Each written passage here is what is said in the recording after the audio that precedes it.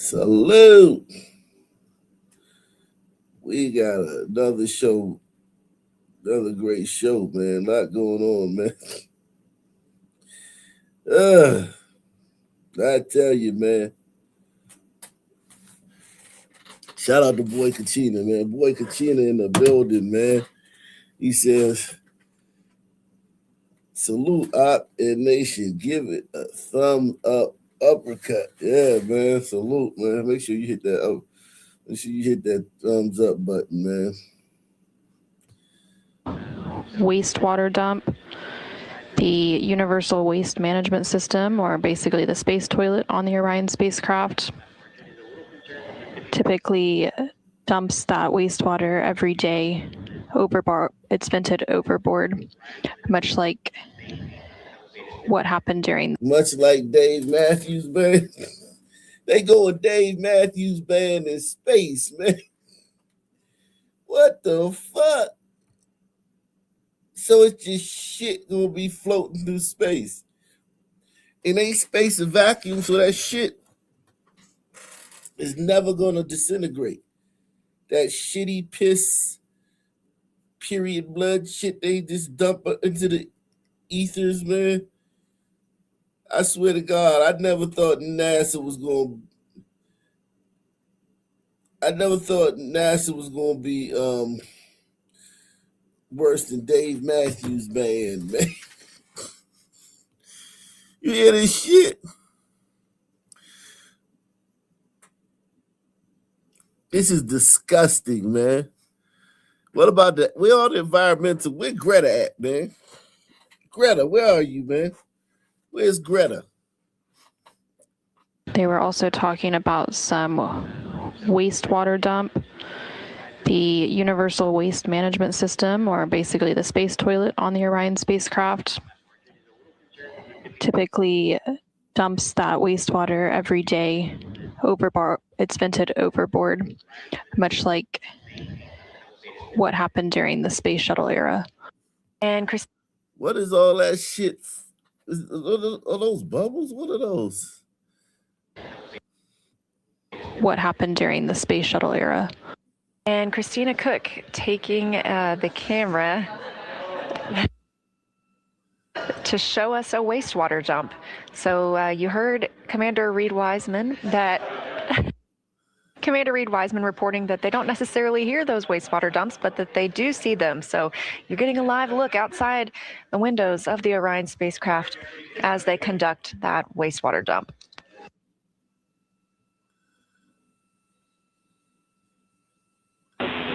Integrity That's Week. the cleanest looking waste. That don't look like waste. And I'm not trying to, be some conspiracy theorists about it, but that don't look like waste, man. That look like fucking bubbles, man. That look like bubbles, man. Let's be honest, man. Goshmolo says space bathrooms are always a highlight. I miss Cronkite covering the space missions.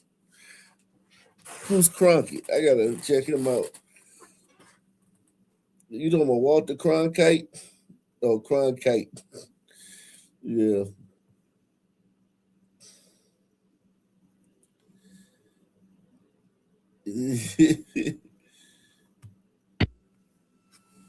To show us a wastewater dump. So you heard Commander Reed Wiseman reporting that they don't necessarily hear those wastewater dumps, but that they do see them. So you're getting a live look outside the windows of the Orion spacecraft as they conduct that wastewater dump.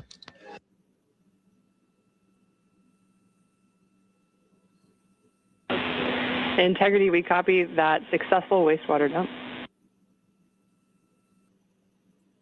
And we're currently about 2 days, 4 hours, and 51 minutes into the Artemis 2 mission. The Orion spacecraft carrying the 4 crew members who you currently see on your screen are about 134,000 miles away from Earth, and they have about 137,000. These motherfuckers don't look. Listen, if you've been in this thing for a while, you're going to look bored, man. You have a 5 o'clock shadow. you're gonna have like his hair don't grow. All these motherfuckers are cleanly shaved. They look fresh and fit. These motherfuckers don't look like they've been in this little fucking. They don't look. Traveling through space is hurtling through space at what, 25,000 miles an hour?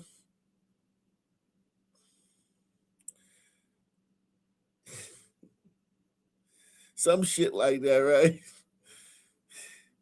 Why these motherfuckers look like they just. This is like a movie where, you know what I'm saying, the actors always look. This is crazy, man. This is bananas. Boy Kachina says, I heard that toilet sucks. Later, those dookie bubbles will smack some things windshield, God willing. Happy Easter, everyone. Yeah, man. Some damn Martian and shit. Some Martian spaceship gonna get fucking goddamn shit on their windshield and shit. They're not the only ones in space. I can't believe they went Dave Matthews Band though. They pulled the Dave Matthews Band in space. That is ridiculous, man. What about the environment? Miles between them and the moon. Jackie for the EMERCOM DFTO. I am ready for your go in instruction 76. I understand. They just switched. What happened to make them switch? Something probably happened that they wasn't supposed to see. Have about 137,000 miles between them and the moon. Jackie for the 134,000 miles away from Earth, and they have about 137,000 miles between them and the moon. Jackie for the EMERCOM DFTO. I am ready for your go in instruction 76. I understand we might be pausing to address this issue. And regarding the smell, I just wanted to be sure you all were tracking the EGS notes of the kind of burning heater smell that was coming from toilet several times. A burning heat smell was coming from the toilet. Who was in there, man? Who went in there, man, and tore that toilet up and made a burning heat smell, man? Who did that, man? Let's be honest, man.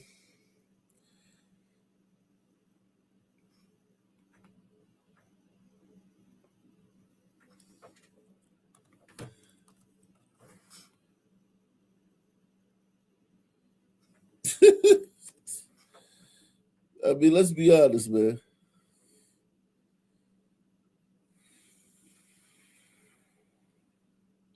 Wow.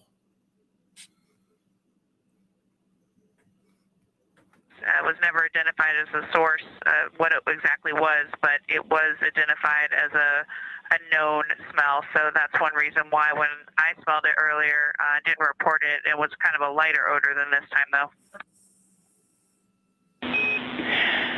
Copy all, Christina, and yeah, we'll discuss at least for a few minutes here before we continue on with the EMERCOM DFTO. And yep, we are getting the information about the pre-flight smell now, so thanks. Hey, we just wanted to follow up on two items. One is related to the hygiene bay odor that you reported earlier. The ground teams do believe it may be related to the orange gasket material around the hygiene bay door. So perhaps it's related to, you know, open and closes of the door or, you know, different operational situations there. But let me just say this, right? You're hurtling through space at a gazillion miles per hour, right? Press 1. You're hurtling through space at a gazillion miles per hour. Just put yourself there. I want everybody to put yourself there. You're hurtling through space at a gazillion miles per hour. in some machine, in some little pod the size of a tent.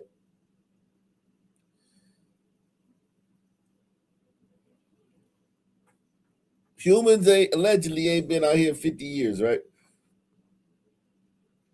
You don't know what the fuck goes on in space. You don't know whether you're gonna make it back or whatever, right? And you smell smoke. Are you gonna be a little bit more concerned in this? You smell fucking smoke while you're a goddamn 8 billion miles away from Earth in a fucking pod just drifting through space, and you smell smoke. These motherfuckers are too cool, man. Press 1. They wouldn't be this cool. They wouldn't be this cool. They wouldn't be this cool if they smelled smoke that far the fuck away. Are you kidding me? Yeah, we smell a little bit of smoke. Maybe it's the toilet. Like, what the fuck? You be pulling your hair out. You be praying and shit and all types of shit.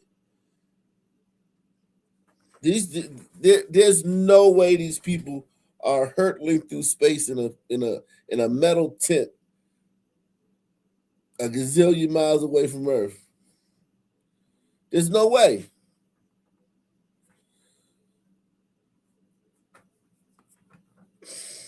You smell smoke? Are you kidding me? It'd be chaos in that little fucking pod. Press 1. Anthony Madison said, for a non-believer, you're certainly interested. Yeah, I'm enjoying this, man. This is pure comedy to me, Anthony. I'm enjoying this, man. When you gonna come up, Anthony? When you gonna come up on the panel and tell me what I need to know, man? Come educate me one day. I'm gonna drop the link shortly, man. Come educate me, Anthony. Because like you said, I'm a non-believer, man. Make me a believer, man.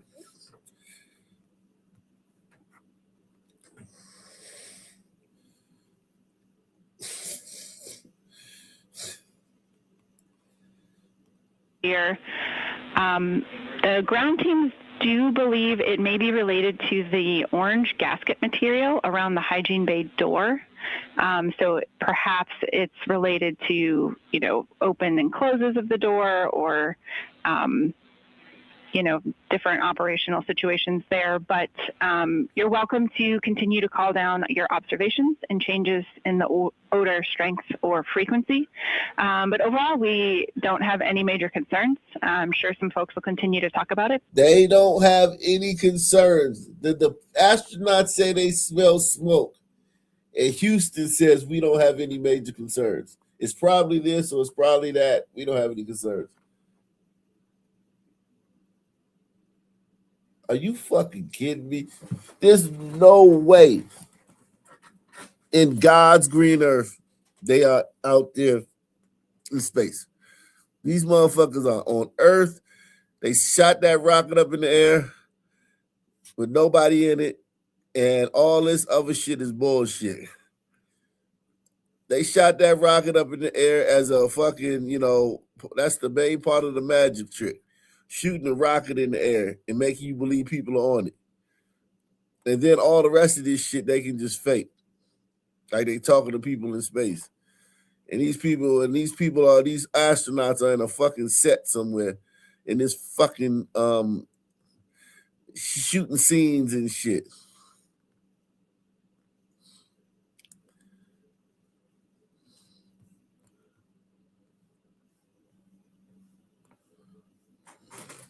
Okay?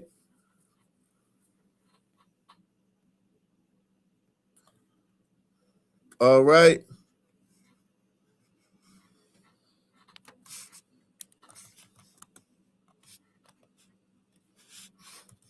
This is horse shit.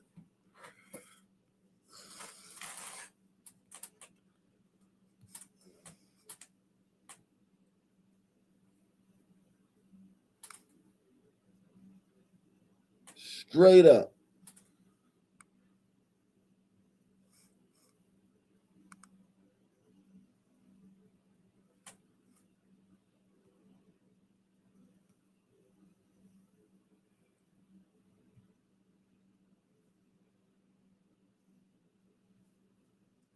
Straight up horse shit.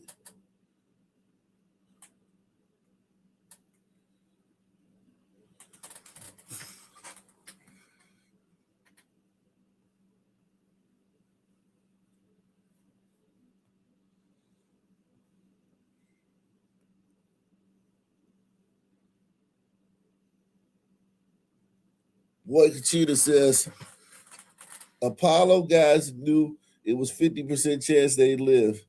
Many were test pilots for crazy tech. Friends died in front of them, etc.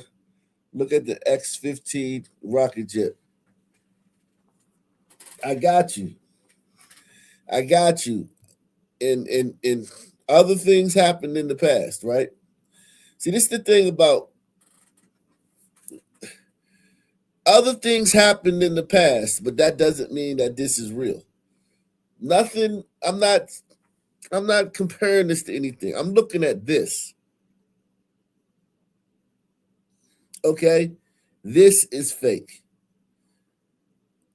I'll have to look at the other stuff you telling me to look at. This right here is bullshit. Yeah, we're out here in 100,000 miles away from Earth, hurtling through the galaxy and shit at 25,000 miles per hour. And you motherfuckers send us up here. And oh yeah, by the way, we smell smoke. Oh really, you smell smoke? Don't worry about it. Ain't nothing. Probably nothing. Are you fucking kidding me? Like seriously, are you fucking kidding me? And then they go, okay. Unless these people are robots or androids, something's wrong. But just wanted to kind of close that topic out. Okay, we got both of those, and just about the orange insulation around the door of the hygiene bay, we're pretty convinced that's not what we smelled today. All right, thanks for that data. And Jeremy, just since we're talking about it a little bit, if you want to give us one final set of observations on that smell for today, we would take it. Yeah, I'm not sure what else we can tell you, Jackie. It was described before as when you turn on, before we flew, what we might expect is when you turn on a heater that's been sitting for a while and you feel that sort of burnt, or you smell that burnt smell that comes from that. And I do think it smelled similar to that. For me, it was, some sort of burning odor. And then it was definitely in the high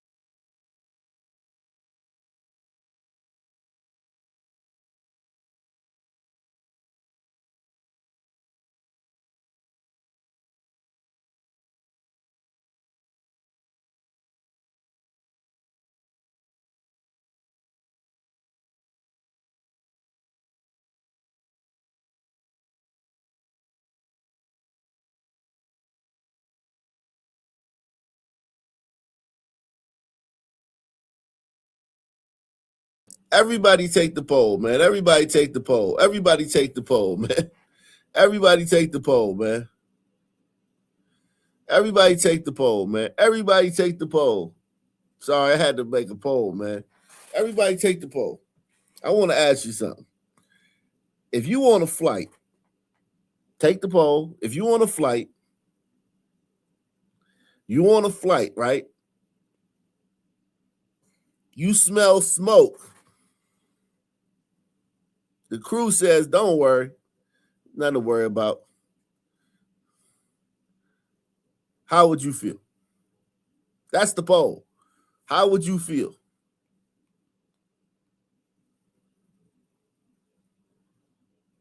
How would you feel? Crew said, don't worry. It's not, don't worry, man. Crew said, don't worry. You smell smoke and shit. On a flight. I ain't talking about you a bazillion miles in space. I'm talking about you on a flight. He said, I'll be looking for a parachute. Yeah, everybody hop on that pole, man.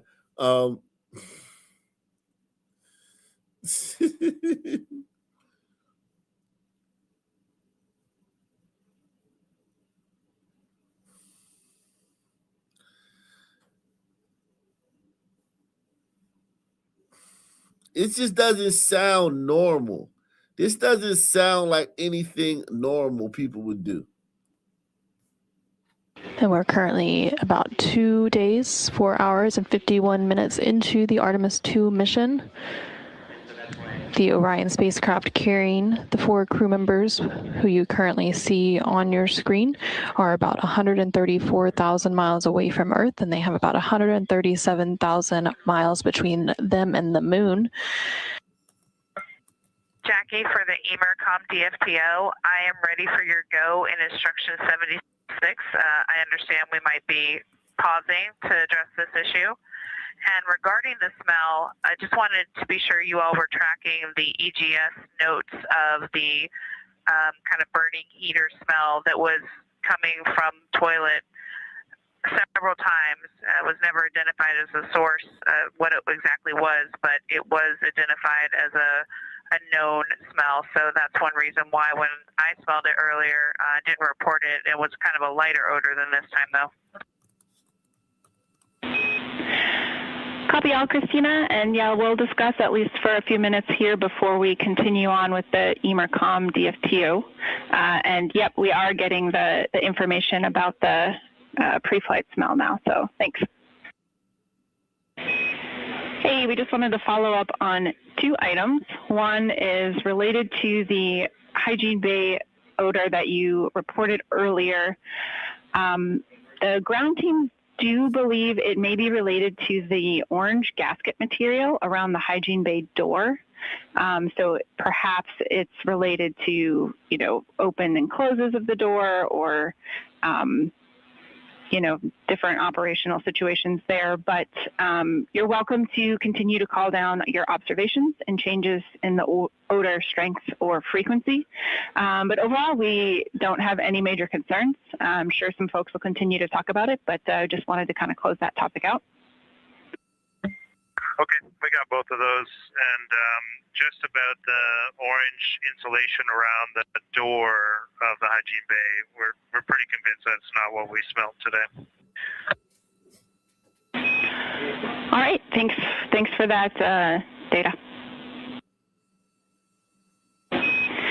And Jeremy, just since we're talking about it a little bit, if you want to give us one final set of observations on that smell for today, we would take it. Yeah, I'm not sure what else we can tell you, Jackie. It was described before as when you turn on, before we flew, what we might expect is when you turn on a heater that's been sitting for a while and you feel that sort of burnt, or you smell that burnt smell that comes from that. And I do think it smelled similar to that. For me, it was, some sort of burning odor. And then it was definitely in the hygiene bay, and when I opened up the hygiene bay, the rest of the crew could smell it pretty much immediately. We copy, Jeremy, and is that... Yeah, two things out there. Yeah, we're curious if it is still persisting, and we'll take your two things. That one on the delay. Sorry about that, Jackie. I think two things to add from my perspective. Number one, we had a similar smell on flight day one when Christina first fired up the toilet, and then we haven't had that at all since. And then this was a more acute moment of this compared to flight day one. Similar, but definitely more acute. Okay, we copy, and is it still actively have that odor today, or has it dissipated? It's been used since, and there was no odor the next time. Houston copies. That helps. Thanks. Okay. Thanks, Jackie. And window 2 photos are complete. But feel free to leave the earth in the windows.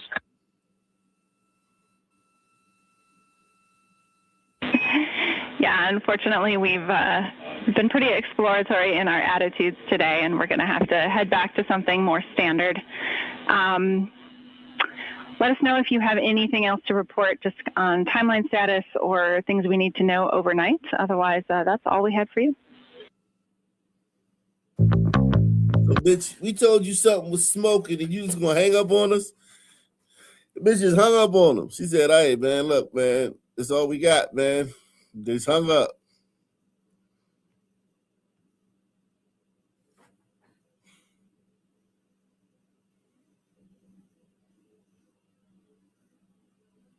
Are you kidding me? Are you fucking kidding me?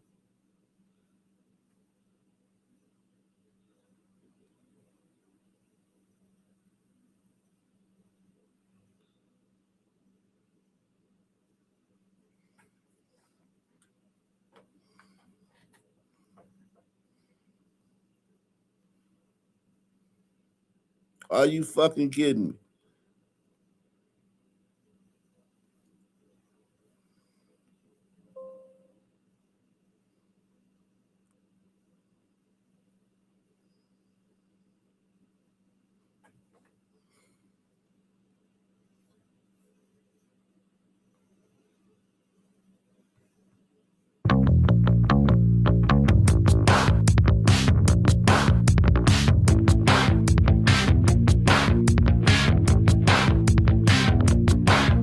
What the fuck are they doing? Boy Kajita said can't isolate it. X-15 in the 50s was transition. Okay. Well, listen, this shit right here is fake. They creating this situation to kind of like, see, they're creating like, they're trying to make it feel real. Like, hey, man, we got issues. We smell smoke up here. This is an issue. If they really smell smoke and it was really a problem, it would be breaking news. It would be breaking news on every channel. Press 1. Every channel, it would be breaking news. CNN, MSNBC, CBS, NBC, ABC, they would all be like, wake their top guys, their top anchors up out of their bed and have them, you know what I'm saying, like outside of fucking NASA and shit. We're live. There's smoke on the Artemis 2.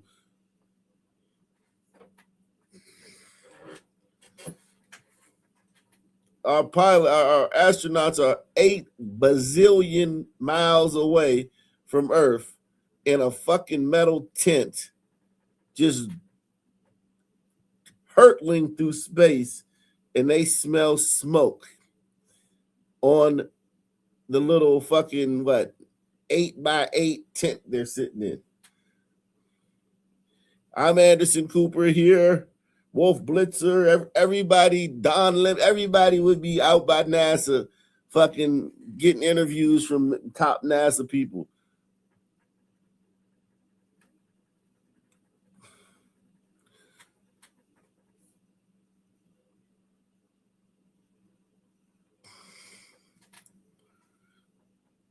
This is horse shit. It doesn't make any sense for you to be that far from Earth and to be responding to this situation like this. How radio work that far right? No one asks any questions. See, no one asks questions because they already been indoctrinated. I'm asking questions because, you know what I mean? I'm Black Columbo. So I'm asking questions. But everybody's not going to ask questions because they just already been indoctrinated, man.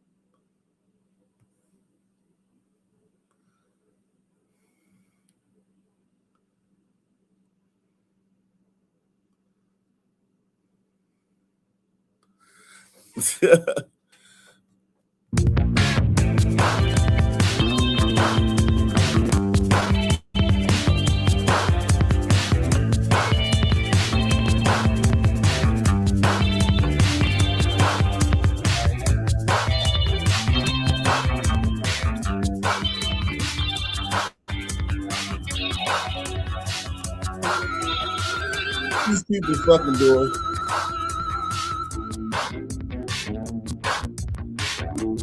What are these people fucking doing?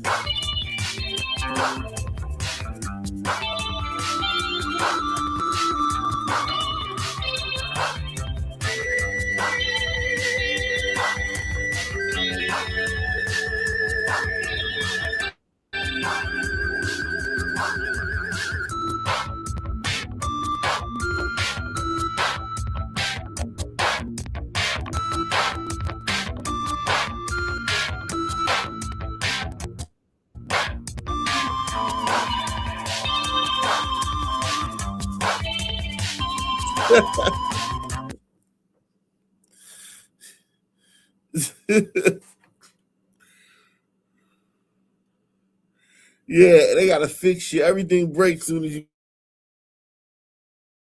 get to space. Obviously, they gonna send them. They gonna send them on a spacewalk too. They gonna make them something gonna break on the outside of the shit or something.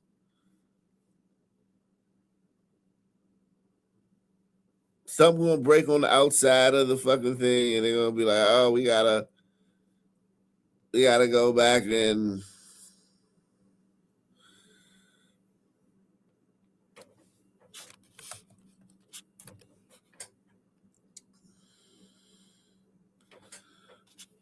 We gotta go back out. Sorry.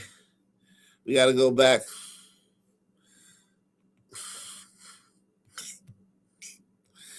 This shit is crazy.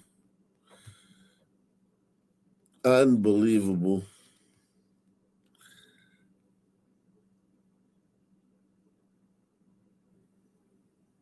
Unbelievable.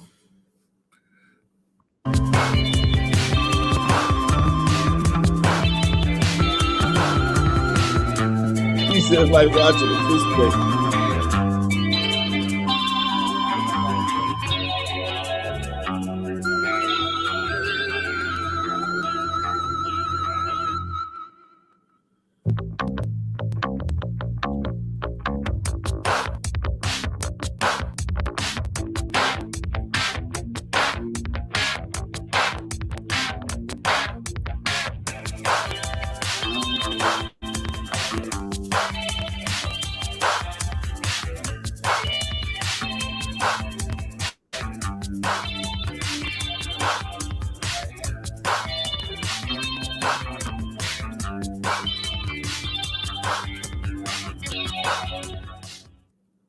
They were also talking about some wastewater dump, the Universal Waste Management System, or basically the space toilet.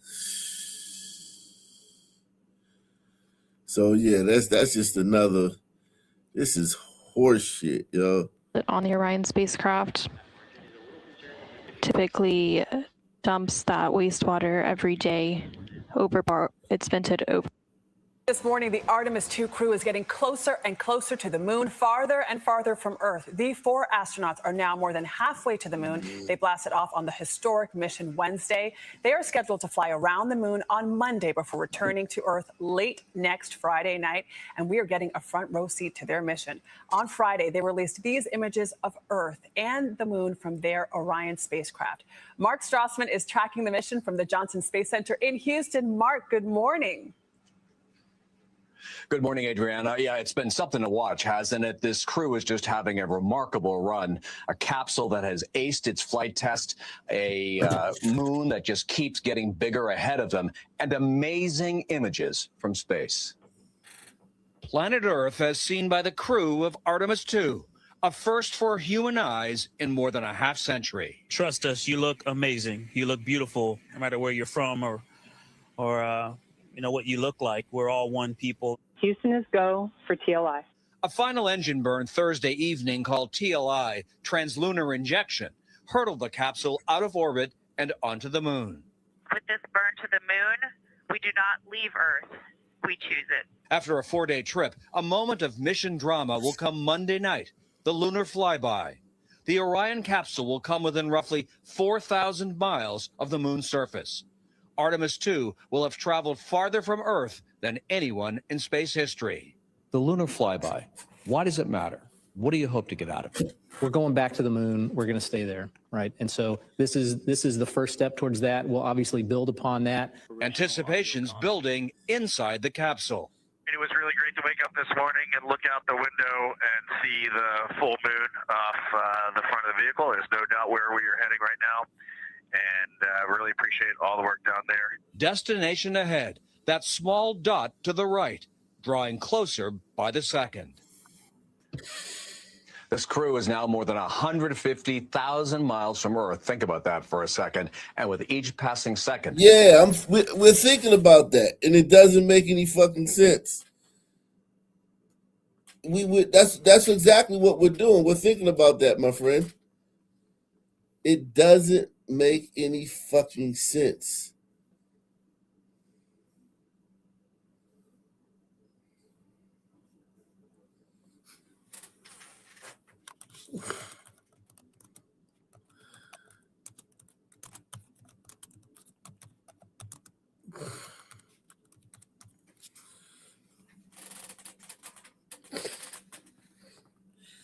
It doesn't make any fucking sense. They get farther away from the rest of us. Mark, Adriana? it's just hard to wrap your head around it. When I left my house this morning, the moon was out. I looked up and I felt what people must have felt during the Apollo era, knowing that there were Americans, there were humans on their way to the moon at that moment. Mark, I understand. What a gullible bitch. Press 1. That bitch is so gullible. Jesus Christ. I got a bridge I want to sell you, bitch. Like, seriously. Look how gullible he's swimming up. I got a bridge I want to sell you.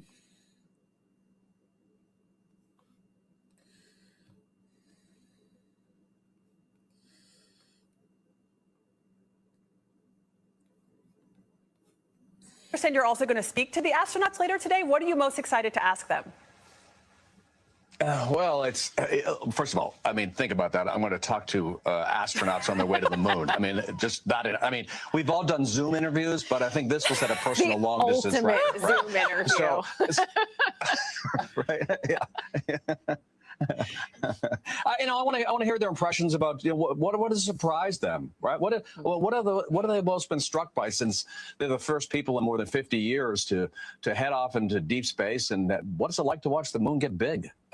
We think we've all seen big moons on the horizon, but not like that. So what an amazing opportunity for these folks.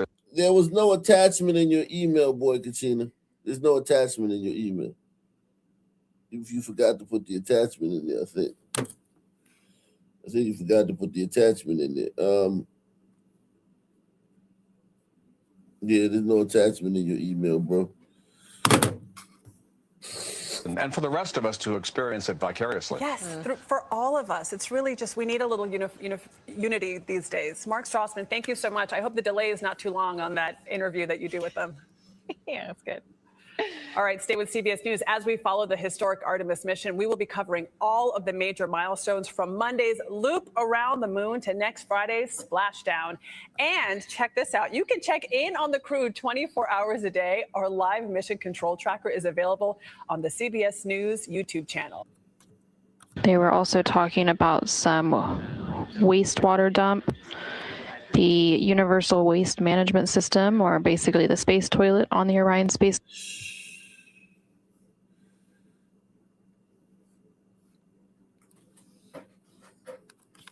Y'all don't mind being lied to, man. Y'all do not mind being lied to. Look at this bullshit.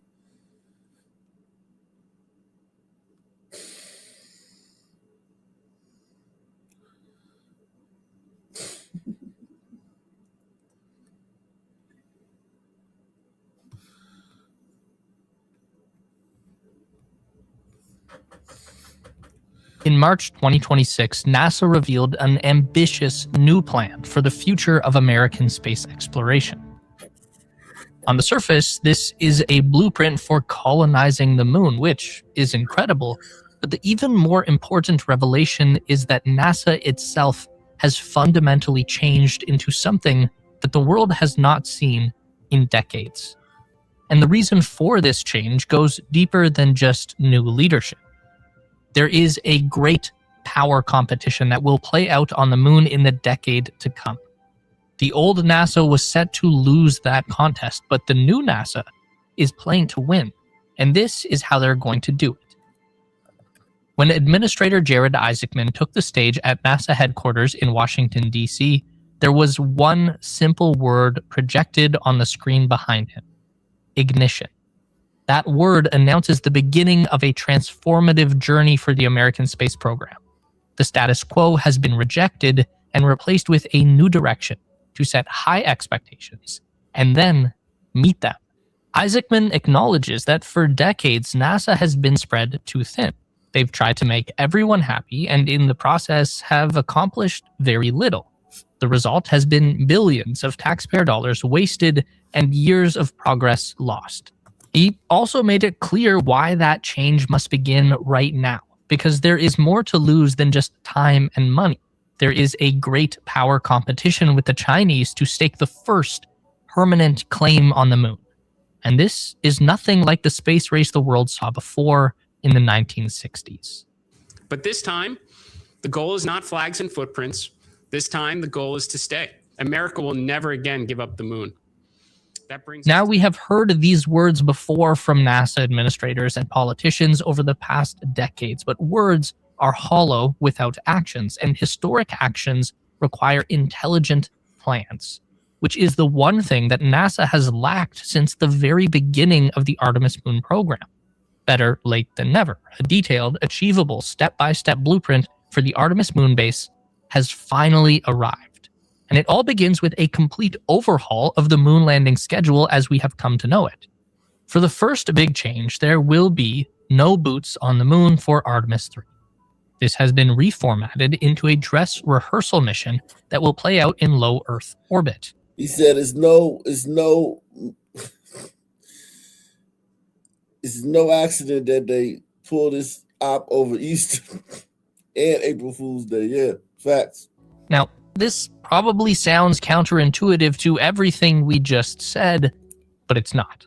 Because the old plan had a jump from Artemis 2, which is a crewed test flight of the Orion spacecraft, to landing on the moon using an entirely separate and unproven HLS vehicle.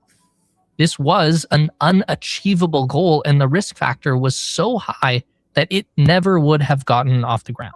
So the launch date became a can that was kicked further and further down the road with every year that passed. Under the new direction, Artemis 3 will instead feature the crewed Orion spacecraft and the lander vehicle meeting up in low Earth orbit for a rendezvous and docking procedure. The crew will then transfer into the lander for a test of the life support, communications, and propulsion systems. If possible, they'll also test the new lunar EVA spacesuits inside the lander airlock for the first time. Doing this in low Earth orbit means that problems can be solved and lives can be saved if anything doesn't work as expected. We already know about the Orion spacecraft, but this new moon lander is still a bit of a question mark.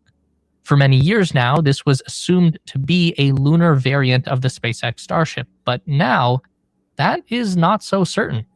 Isaacman has confirmed that Blue Origin is back in the race alongside SpaceX with their Blue Moon lander, and one or both of these vehicles will be tested on Artemis 3. It all depends on who can get the job done in time for launch. This is a big aspect to the new direction at NASA. Even SpaceX can be put on notice. Just because you won a contract in 2022 does not mean you are guaranteed a moon landing. The only thing that matters now is execution, and the first company to achieve their goal will be the one who sends American astronauts back to the moon. The deadline for Artemis 3 has been moved up to next year, 2027, and then once the new lunar lander is confirmed, the winner will be expected to keep moving at incredible speed. They now have only a few months to test their vehicle in an uncrewed moon landing and then turn around a completed design for Artemis 4. This mission is now scheduled for early 2028, and this is when America returns to the moon with a landing in the South Pole region. But like Isaacman said, this is not about flags and footprints. So to make their point clear to the world, NASA will land people on the moon again in 2028 with Artemis 5 scheduled before the end of that year. Now, that sounds overly ambitious, but this is how NASA used to operate in their golden era. The turnaround time between the first moon landing on Apollo 11 and the next landing on Apollo 12 was just 120 days. And this is more than just a flex. This will set the new tempo for American moon landings, with a crew arriving on the surface once every 6 months from here on out. This is also where NASA's commitment shifts to establishing their permanent outpost on the moon.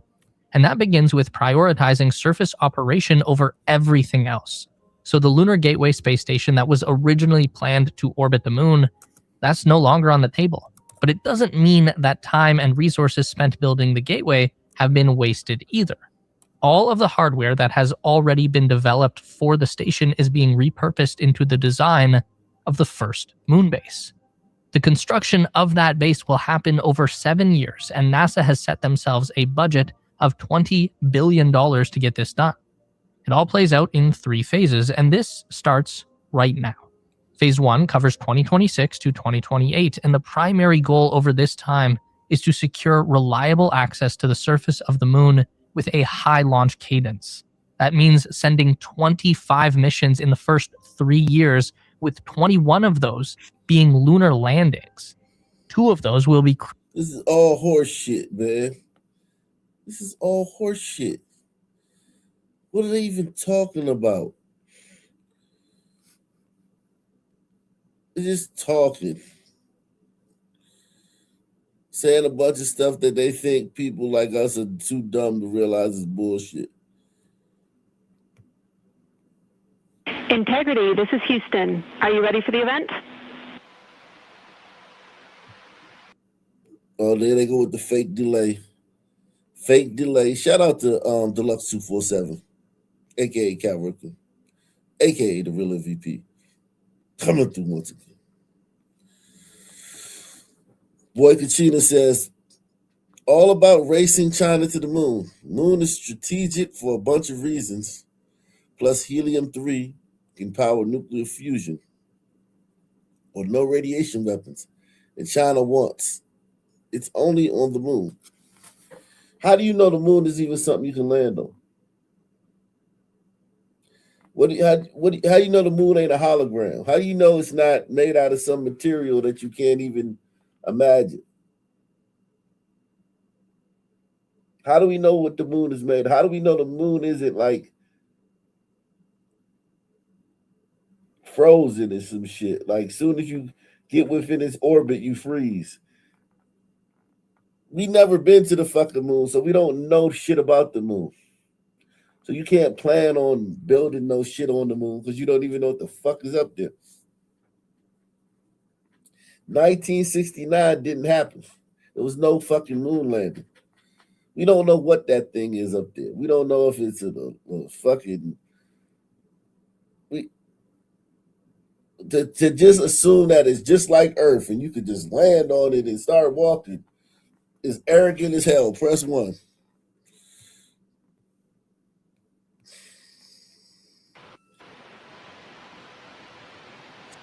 Houston, from Inside Integrity, we are ready for the event. NBC News, this is Mission Control Houston. Please call Integrity for a voice check. Integrity, this is Tom. Shout out to Stromberg. He says they react before the delay. Yeah. They're faking the delay. All these people are psychopaths. These people are crazy. Now this is, now remember, when they fake the scenes this way in front of the camera like this, when they're not just like milling around on the ship, when they fake the scenes on the camera, look at what they do. They sit, they're all acting like they're floating, but they're really just sitting there with harnesses on and shit and CGI, and everything behind them is CGI. And then they faking the delay. The delay, oh my God, we got a delay. And the delay gonna be different every time.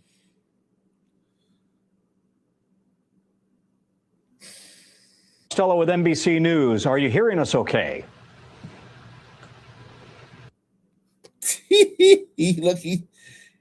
He throws thumbs up and he laughs at him. He smiles at him because he's like, damn, dude, you fucked up. Look, press 1. He said, are you hearing us okay? This dumbass goes thumbs up, but you got to wait for the delay. And the brother's looking like smiling at him. The brother's smiling at him like trying to play it off. Yeah, what about the hair? The hair is just now, she got gel in the hair. Gel, that's gel in the hair now. In these scenes, they use gel. You wasn't supposed to hear that, dude. It's supposed to be a delay. This motherfucker gave thumbs up. Watch this.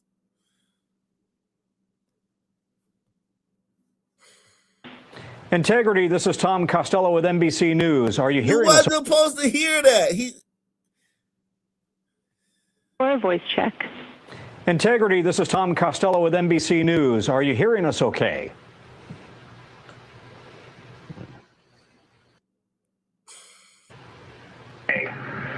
Hey, Tom, it's great to hear your voice all the way up here, 155,000 nautical miles from Earth.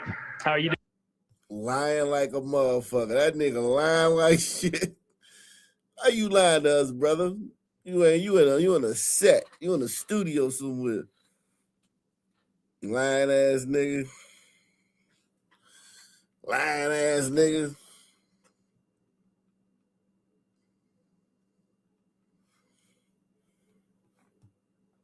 I'm well. Congratulations on your mission so far. I'm and told this that stupid thing.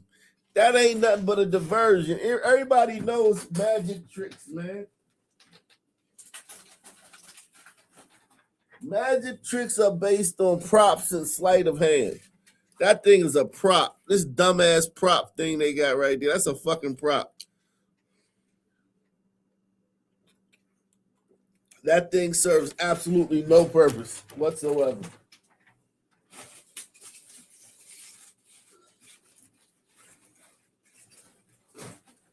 Absolutely no purpose whatsoever.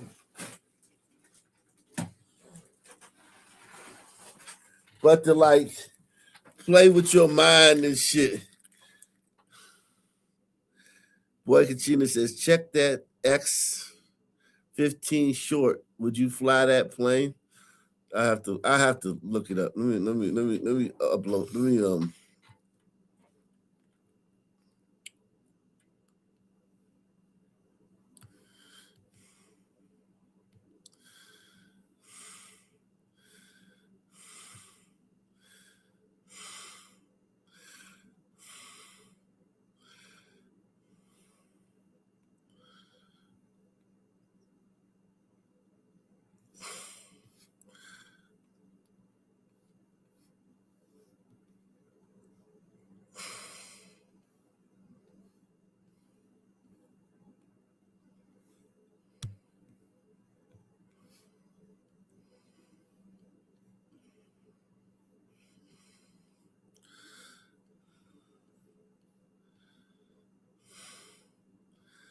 He said he's an old lying ass son, man. Yeah, man, old lying ass son, man. What you lying on, son, man? What you lying, man? You ain't got a lie to kick it, bro. You ain't got a lie to kick it. You do not have to lie to kick it, brother.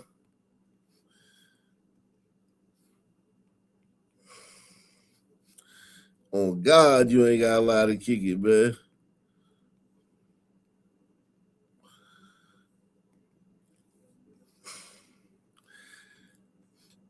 This shit is sad, man.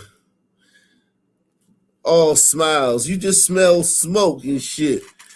Y'all just smell smoke. A gazillion miles away from Earth, and y'all all smiles.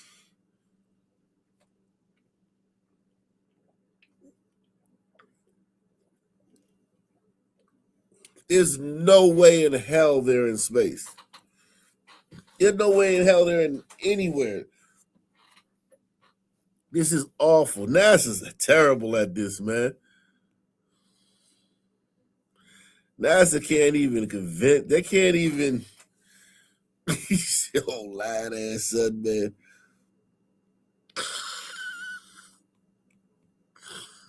This is the farthest interview ever conducted in history, and I'm wondering, how does it feel right now to be in a place that nobody has been since 1972?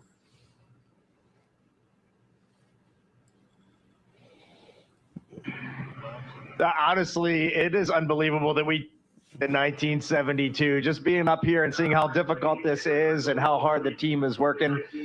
We do have a little bit of echo on your call. We'll try to turn it down when we're answering, but this is a magnificent accomplishment to be up here, to see the moon, to see the Earth, and to know that we are between those two celestial bodies, and you can see it when you look out the window. The Earth is almost in full eclipse. The moon is almost in full daylight, and the only way you could get that view is to be halfway between the two entities. It is truly awe-inspiring up here. Okay, show us now. Show us right now. That's something that Americans would love to see, man.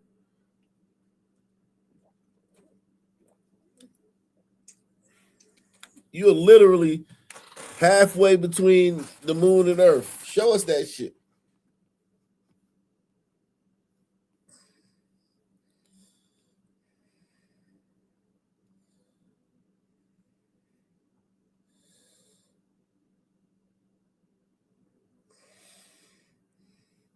He said they have a SpaceX.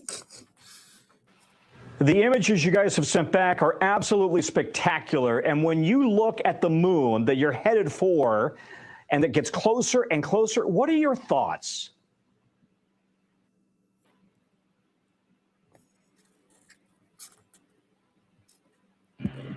Well, last night we did have our first view of the moon far side, and it was just absolutely spectacular. I think that one of the interesting things that happens when you look at a moon that inherently just looks different is like the darker parts just aren't quite in the right place, and something about Here she go with these stupid ass details, these weird ass specifics, because she's lying. Here she go with these dumbass specifics and weird details. People don't even talk like that. You're lying.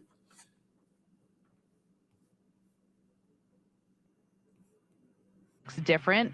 It's absolutely spectacular. I think that one of the interesting things that happens when you look at a moon that She's gonna snitch on herself and her words. One thing when you lying like this, when you lying, instead of like just telling the lie and being done with it, when you talking and talking and talking the lie out and you keep talking, your words will belie you know what I mean, the truth. You'll snitch on yourself with your words. Press 1. Let's listen to this bitch. She gonna say something that lets us know she lying.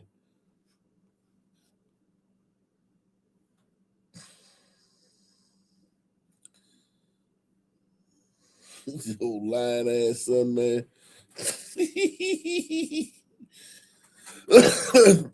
Man. Salute. We're gonna get to some crime. We'll get to some crime soon, man. We'll do some crime soon, man. We'll do some crime on Earth soon, man. But I just want to, and then we'll get back to this. But I just want to show y'all. Let's see. and it was just absolutely spectacular. I think that one of the interesting things that happens when you look at a moon that inherently just looks different is like the darker parts just aren't quite in the right place, and something about you senses that is not the moon that I'm used to seeing. And did you hear that? Did you hear that? Did you hear it? Press 1 if you heard it. She can't. When you talk too much, that's why it's best to tell a lie and be done with it. The more you talk, the more your brain knows that you're at war with your brain. You're at war with your brain when you're telling a lie. You're at war with your brain.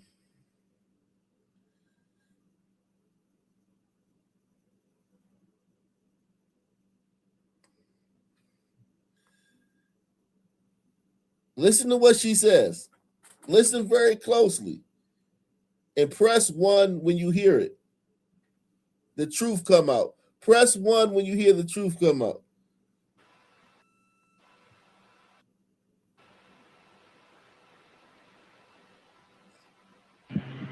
well, last night we did have our first view of the moon far side, and it was just absolutely spectacular. I think that one of the interesting things that happens when you look at a moon that inherently just looks different is like the darker parts just aren't quite in the right place, and something about you senses that is not the moon that I'm used to seeing.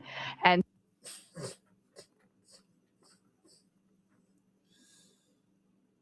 something about you senses that that's not the moon that I'm used to seeing. It's only one moon, bitch. Her brain is trying to, she's not looking at any, they're not up there. They're not up there. So she's just talking about something that she's not experiencing.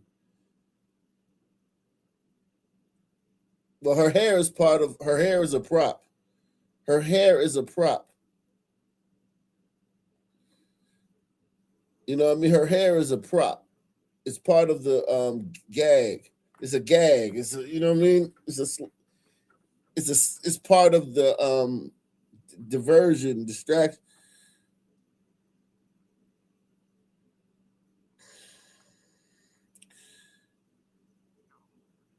No, she's not seeing a moon. That's why she said that. Her mind, when you recalling something, you don't talk like this. when you're recalling something that happened, you don't talk like this. She's not recalling. She's speaking. She's lying, so she's not recalling. That's why she's talking like that, because she's not recalling from memory. She's lying. Spectacular. And when you look at the moon that you're headed for and that gets closer and closer, what are your thoughts? Did you hear the question? That's a dope question, though. Shout out to because he don't know. The fucking interviewer, the guy interviewing her, he don't fucking know shit. He don't know a fucking thing. Listen to his question. Spectacular. And when you look at the moon that you're headed for and that gets closer and closer, what are your thoughts?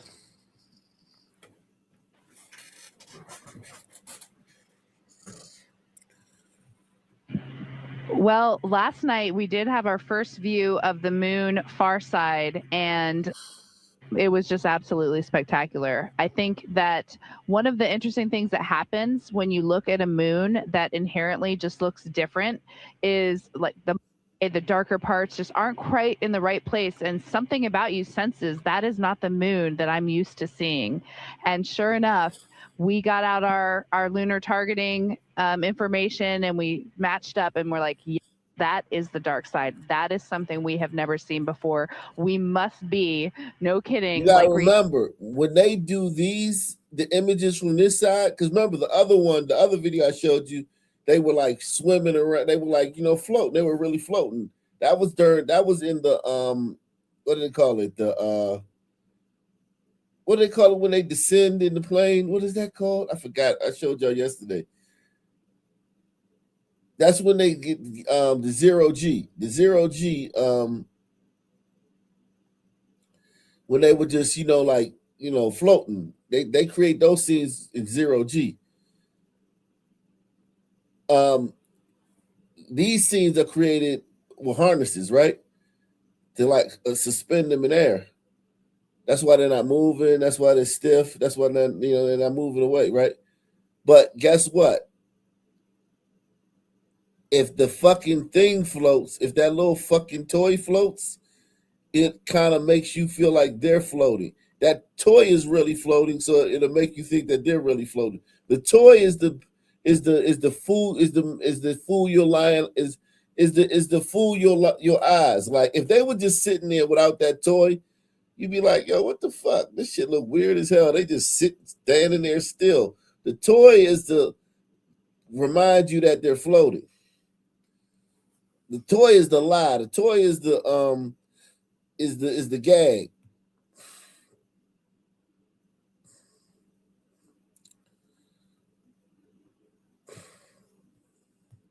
It said somewhere between the Earth and the moon, getting a view from a different place and putting up something that has meant so much to so many cultures, scientifically, spiritually, culturally, for so long, seeing it in a different way, and just pairing that with how much we miss and love our families and knowing that they're looking up and seeing the same moon, it's a pretty amazing feeling.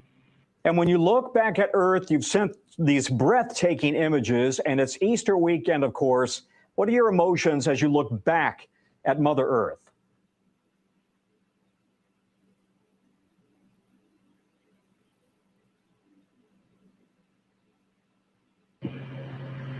Well, before I list off a couple emotions, there's been a lot of disbelief up here. Just the fact that what we're seeing, where we are, it's hard to wrap your mind around. Like, I mean that sincerely. It really bends your mind. And the emotions that come along with that, there's a lot of happiness. Just to experience these unique things just brings you joy as a human. We're explorers at heart as human beings, and we really feel like we're exploring out here, and it brings a lot of excitement. And then, right away, you are humbled.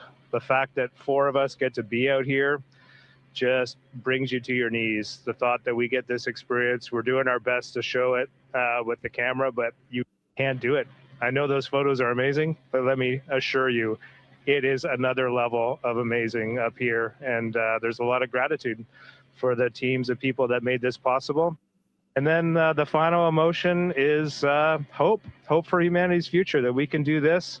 right now means we could do so much more. You guys are a long way from home. You may not realize you become superstars, rock stars while you've been gone. And I'm wondering, you've been able to talk to your families. How are they doing with you so far from home?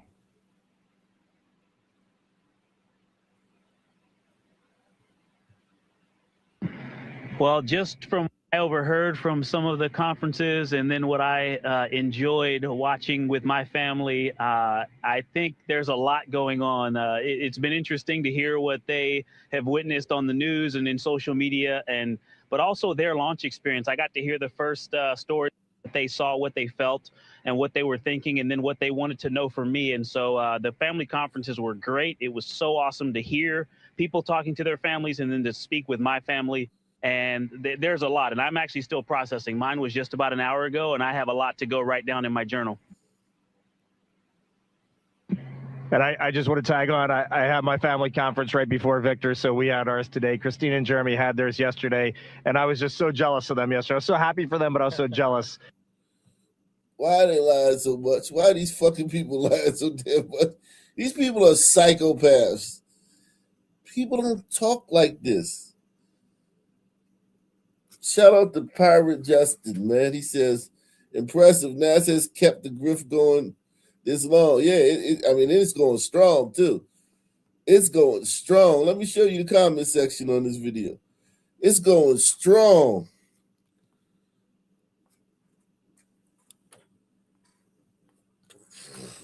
Finally, something better in the news than stupid wars. I've waited so long to see a crew return to the moon. You couldn't want for a nicer group to represent humanity. Incredible people. They give me hope for the future. If only the American government could learn from NASA. They're so calm and happy despite being in a small tin can 150,000 miles from Earth. These astronauts are made of stronger stuff.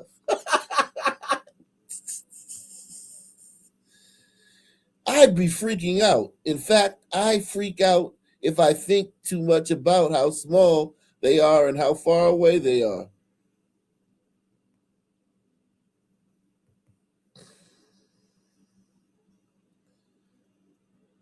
Behind the walls is an endless black void filled with billions and billions and billions of stars.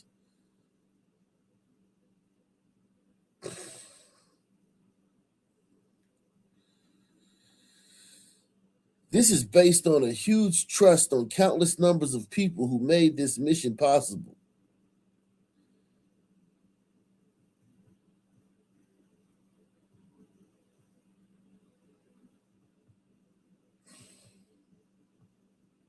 As someone who watched the first moon landings, I'm 5 years old again. Thank you.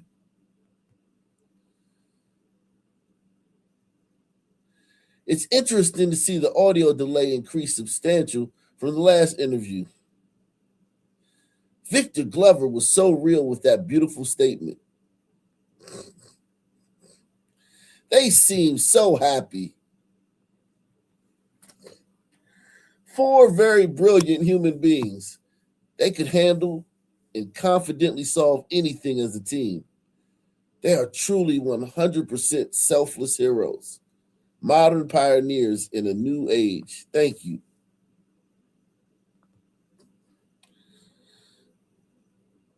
They are each individually such inspiring people.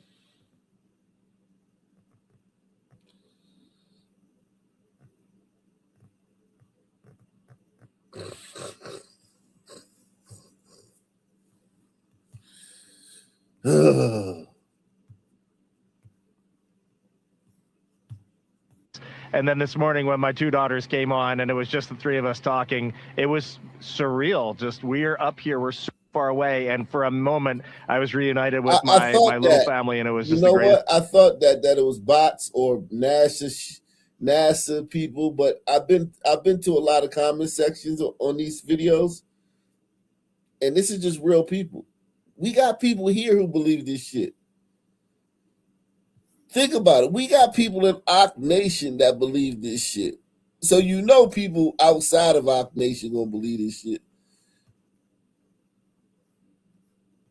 If we got people in Ark Nation that believe this shit is real, think about that. Put that in your pipe and smoke it. We got people in Ark Nation that believe this shit is real. Okay?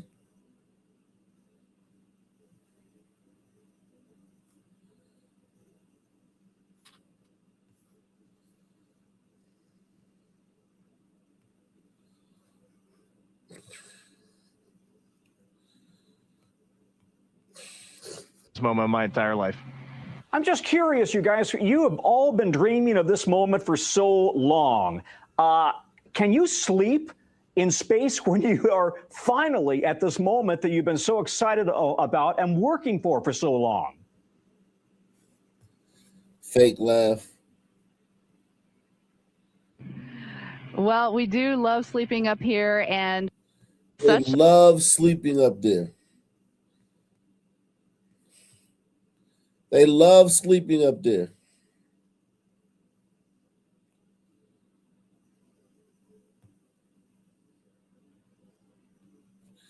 They love sleeping up there.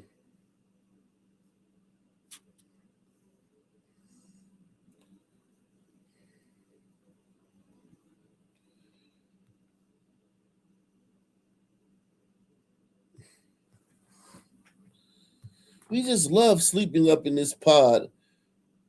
If I was her husband, I would be like, what the fuck? I'd be like, bitch, what?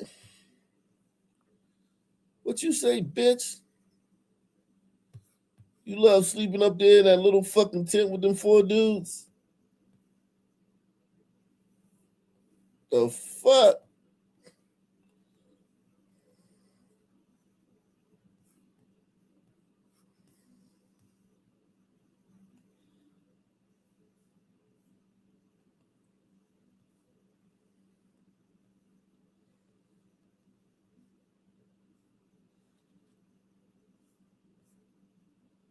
Is it just me? Or was that crazy thing for a woman to say that she loves sleeping up there?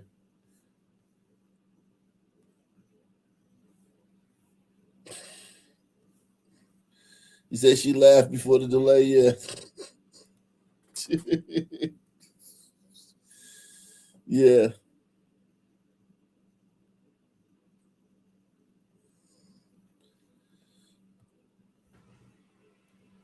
I'm just curious, you guys. You have all been dreaming of this moment for so long.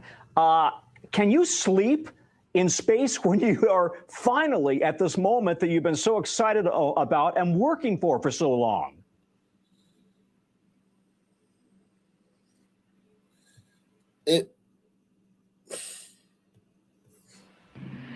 Well, we do love sleeping up here, and such a long initial day that I think our bodies are ready to sleep no matter what.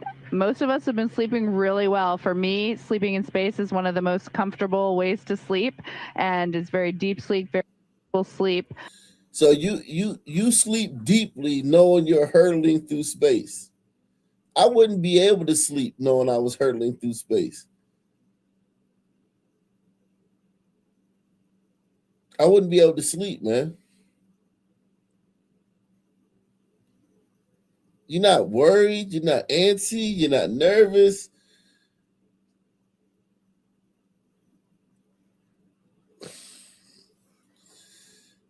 You don't have doubt. Nobody has any doubt. You notice that? You notice that? Nobody has any doubt.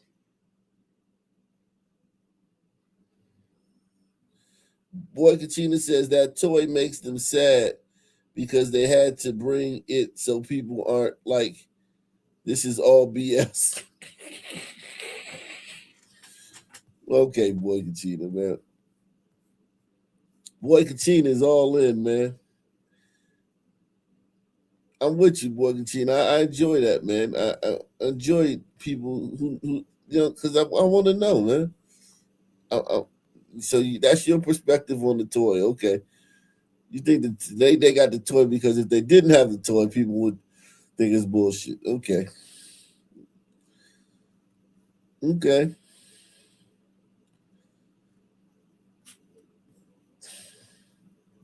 That's interesting. That's interesting.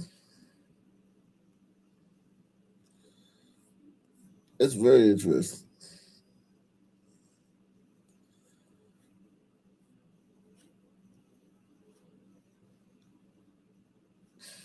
Very, very interesting.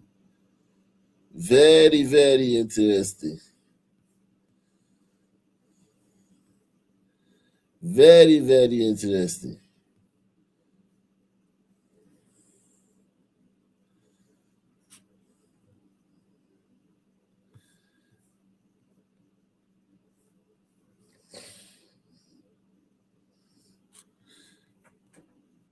Sometimes when you first get up here, you have a little bit of a sensation that something's wrong. As soon as you wake up, maybe you're falling or you don't recognize your surroundings, but it's great. I mean, honestly, being human up here is one of the coolest things about this mission.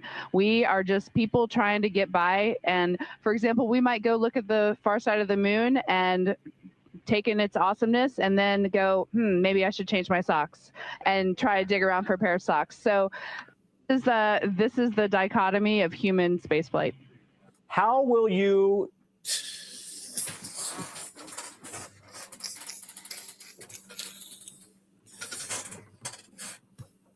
They got to stop letting her talk, man. They got to stop letting her talk, man. I know that'll be weird. Hey, why didn't they let the woman talk? NASA, if you listening, I know NASA, somebody from NASA watching. NASA, if you listening, we got 94 people on X and 98 people on YouTube. Somebody from NASA watching. NASA, man. Stop letting her talk, man. Stop letting this bitch talk.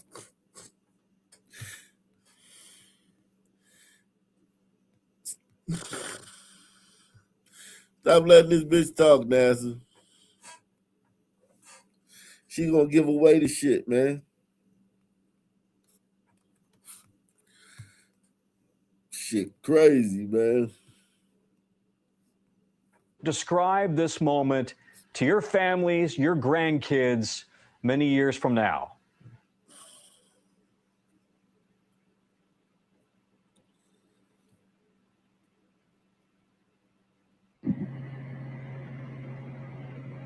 You kind of left me speechless with that. I think, it is weird when you're the four humans doing this. We're not doing this for reasons. Jeremy's answer was great. Like, if we can unite the world, that's awesome. But we're just the lucky four that got to be on this mission. We were in the right place at the right time with our international team, and we're up here doing this. I don't think any of us have really thought about legacy or any of that sort of thing. I do think it would be really neat someday if I can sit around with my grandkids, or maybe Ike's grandkids, or Christina's, or Jeremy's, or somebody somewhere, tell stories of these times up here, because some of them are going to be unbelievable. There's beauty, but there's human elements too, and I just think it'd be fun to share in this human adventure. The key part of human exploration is the human, and coming back and sharing the story, and we're going to try our hardest with every single person on planet Earth. So listen, Al Roker is awfully upset that he couldn't be here. Any messages to Al Roker and the Today Show family? They are watching every moment of this.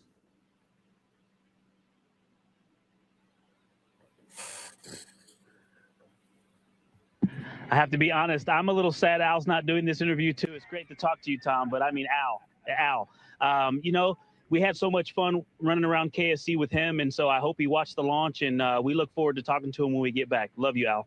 Yeah. He was with me the whole time. You all look great. We're wishing you a great trip, and we want to see great photographs from the far side of the moon. Thank you, Integrity.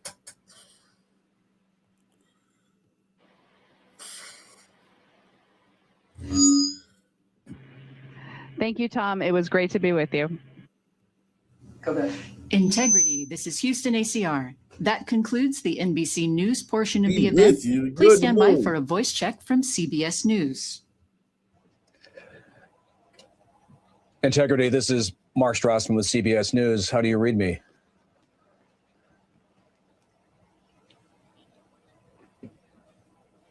Mark, we have you loud and clear here in Integrity, 155,000 nautical miles away from Earth.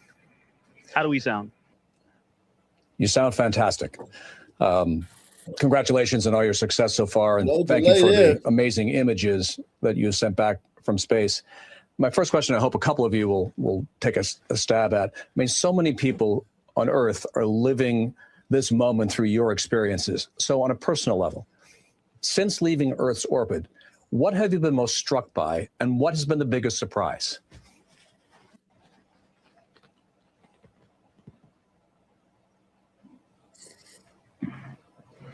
I definitely think. See, they can't script the questions.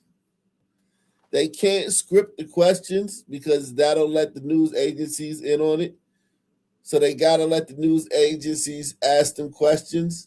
And this is kind of fucking them up because they need scripted questions because these people, you know what I mean? So they can just answer, you know, they can have a rehearsed answer.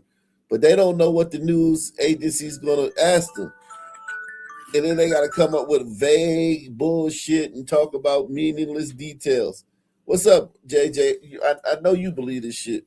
No, I just want to know how the hell are they so chill and they're in supposed fucking space. I know when I'm on a plane and I've flown a lot, right? Yeah.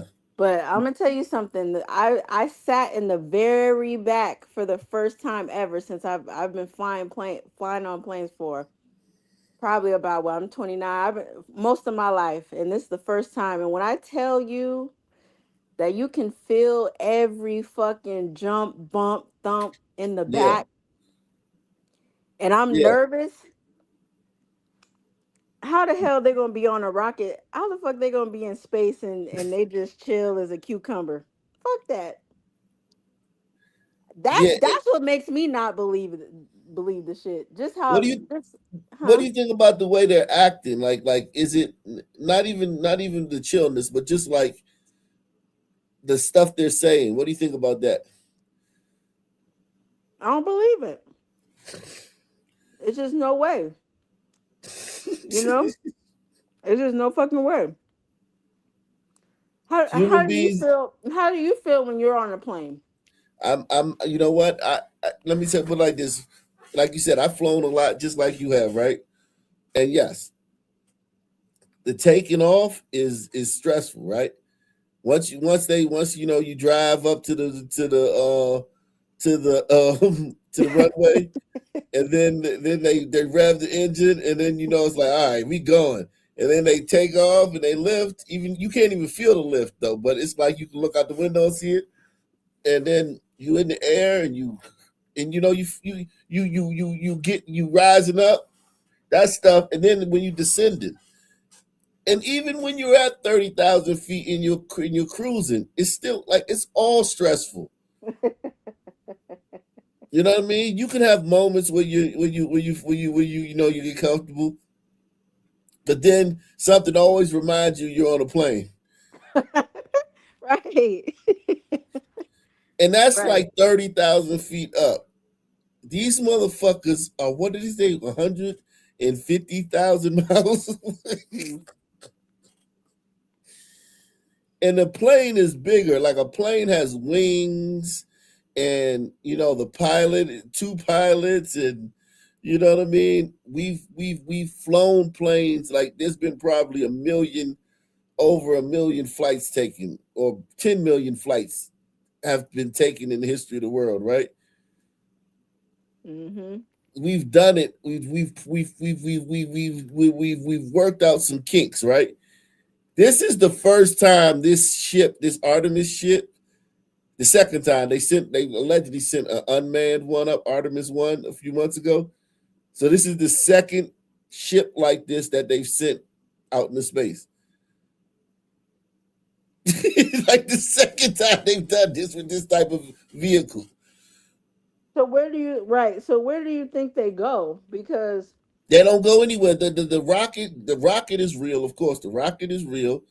It blasts off into space, and then because you know it's supposed to detach from the hub and then fall back to Earth, right? right. So basically, all that shit falls back to Earth, and then they go do the shit from the studio. Like, hey, via satellite from the studio. Nobody's in that thing. Girl, do you think somebody? You know how much fuel is in that fucking thing? That rocket. Nobody's getting in that. That bitch blow up before Nigga, even. I don't like to ride in a car with a gas can in that motherfucker. Right. Right. Listen, man. The thing that I have been most struck by. You had me laughing when you talking about the sun man. If his wife black, he. Yeah. You know that shit ain't real. Yeah. That's what got me too. I was like, Ain't no sun man that's gonna be no astronaut be married to no black woman. nah. I was like, yeah, this sold me right here. This right here. And they not even talk like you'll be nervous as shit. I'm telling you. When I sat in the back of that fucking plane on the way to Houston, and I was in the very back, so you hear the motors, you hear that bitch revving up every 5 seconds.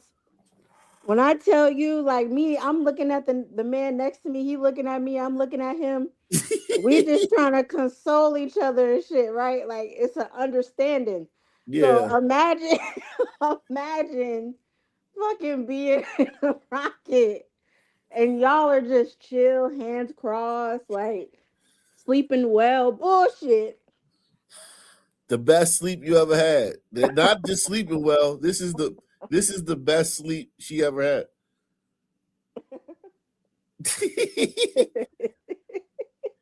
Nah. Yeah, I don't believe it. I don't believe it either. I'm on your side when it comes to this shit. Yeah, no. I don't believe this shit. Yeah, they're in the set. They're creating these scenes. They're doing this stuff. And I think I figured out what they tell them. And that's why it doesn't. You're doing this for humanity. You're telling these lies. You're playing this role for humanity. You know what I mean? We need you to do this because I know these people feel bad. You know what I mean? At first you got to feel bad. You know what I mean? Like just lying all the time because like they just lying, right? it's like that's why I say this is for humanity. You're taking a bullet. This is for the U.S. government. This NASA is a very important thing for national security. It helps without us going to the moon and us space travel. Is a great thing for our status in the world, and we just need you to keep up the front for us, and but they're humans, so it's like, you know what I mean? Like these are humans, and these people have to be like vetted. That the reason I think they don't take actors, real actors, because you can tell these people aren't real actors. They're not like, like Hollywood style actors. They may be theater kids, but they're not like really good actors. The reason they choose these people is because these people really have the background. Like he was really a fighter pilot. And he really was. They choose from those real professions so it can be real. You know what I mean? Mm-hmm. That makes it real that he was actually in the Air Force. You know what I mean? Rather than just choose some actor and it's like, damn, what you took theater 101. You know what I mean? Like it's like you gotta have the background to you know what I mean? The backstory. You dig what I mean? Right. And listen, I lied a lot in my life, man. I ain't gonna lie, man. I'm a lying motherfucker, man. I lied like shit, man. So I know, man. I know what motherfuckers lie. I'm a professional liar, man. You know what I'm saying? I've been lying. Most of my lies been to women too, man. I ain't gonna lie, man. Yeah. Most of my lies been to women, man. I've been lying like shit all my motherfucking life, man. Mm-hmm. Mm-hmm. Oh, I definitely think the thing that I have been most struck by was, I'm going to steal Jeremy's answer right here, but on Translunar Injection Day, before we did that translunar injection burn, give me a second for the technical, and then I'll get to the artistic. But we're 38 miles from Earth, and then we got to come down to just 100 miles from Earth and do that translunar injection burn, and then we head out to the moon. And just that entire time, I mean, you could look away from the window and then look back, and Earth was bigger and bigger and bigger and bigger. And finally, Jeremy goes, I'm not sure if we're going to go around it or hit it. I mean, we're going right at the Earth. That translunar injection burn, we were just 100 miles up. That's not anywhere near the height of the International Space Station. We were under the International Space Station. They were just screaming right above the clouds, and that burn went off. And then just moments later, we look back, and we're already 30,000 miles from Earth heading to the moon. Like, blew us all away.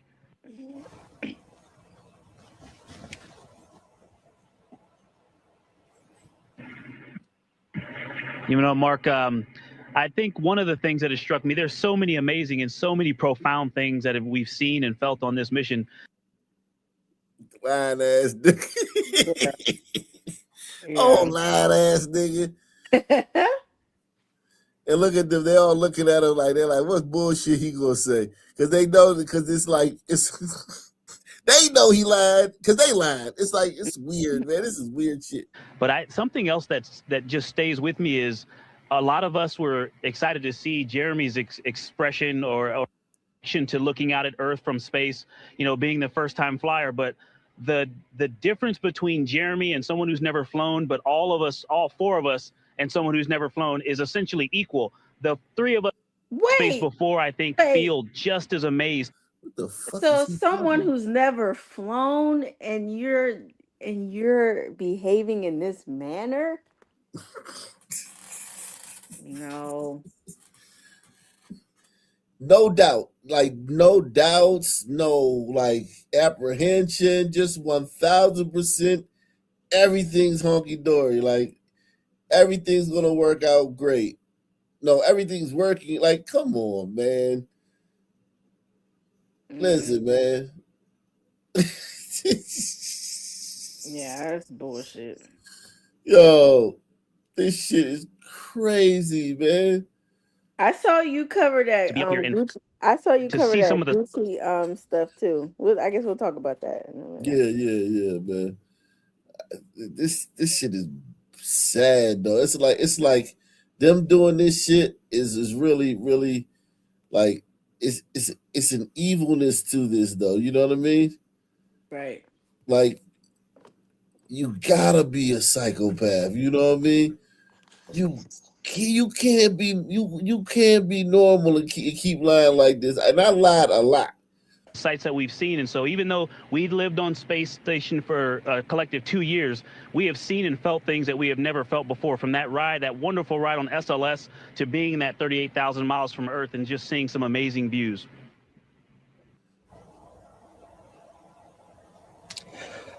You know, I think we've all been on a trip where we wish we had packed differently. Now that you're pushing deeper into space, is there something you left behind that you wish you had brought with you?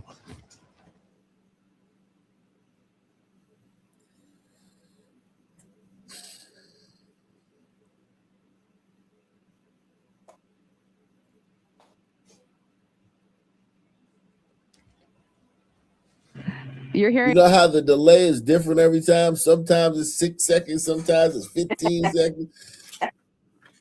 It's like, yo, this shit, these motherfuckers crazy, man. A lot of brainstorming in the cabin right now. The resounding answer is we feel very well taken care of. There's not a whole lot we would live without. That typical forgetting your sunscreen or your bug spray on vacation. They thought of everything. We've got it all. My initial response was my family. I would love to have them up here, but then I might actually never come home. You would love to have your family. Think about it, man. You're on this and you want your family to, nobody would say that. Right. No human being would be like, I want my kids to be on this thing too. Are you crazy? Right. That's it. Yeah, that's gotta be the final straw. Press 1 if that's the final. If you were on the fence and that's your final straw, the fact that this bitch want her kids up there on this fucking metal tent 1 million miles from fucking Earth. Somebody in this chat, I'm like a pastor at church for collections and shit. Yeah, close the door. Somebody in the congregation that was the final straw for you, man. People don't talk like that, man. You want your kids on this thing with you. He said, close the doors, close the doors. I don't even want my kids to pay and knowing what the bills is. When the bills late, I don't even want my kids knowing about the bills being late. This bitch want her kids on this motherfucking thing with her. Mm-hmm. That's crazy.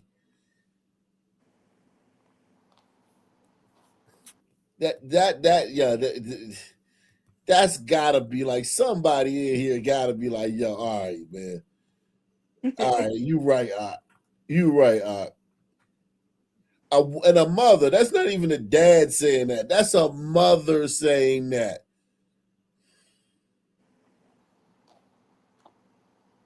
Yeah, you would expect the son man to say some dumb shit like that.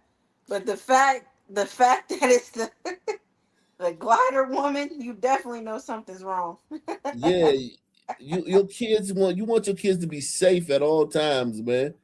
You want your kids to be, you know what I mean, you want your kids, you know what I mean? Like that's like saying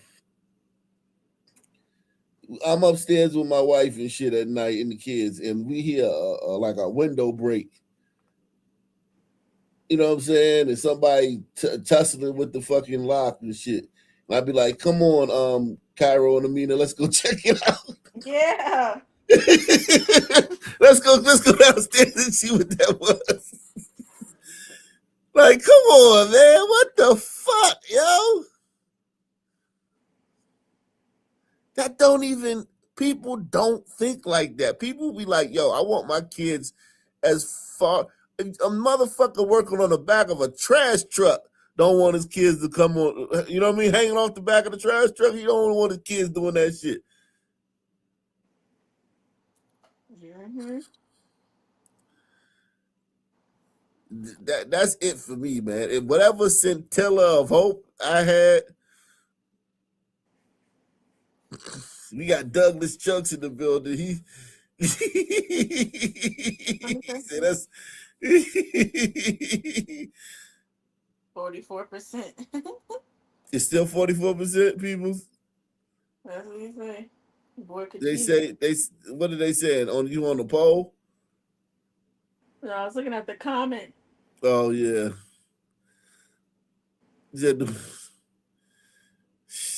That is diabolical. Okay? That's diabolical that she said that shit. She's trying to sell it too much. That's why I told you they need to stop letting her talk. She doing too much. Now that you're pushing deeper into space, is there something you left behind that you wish you had brought with you?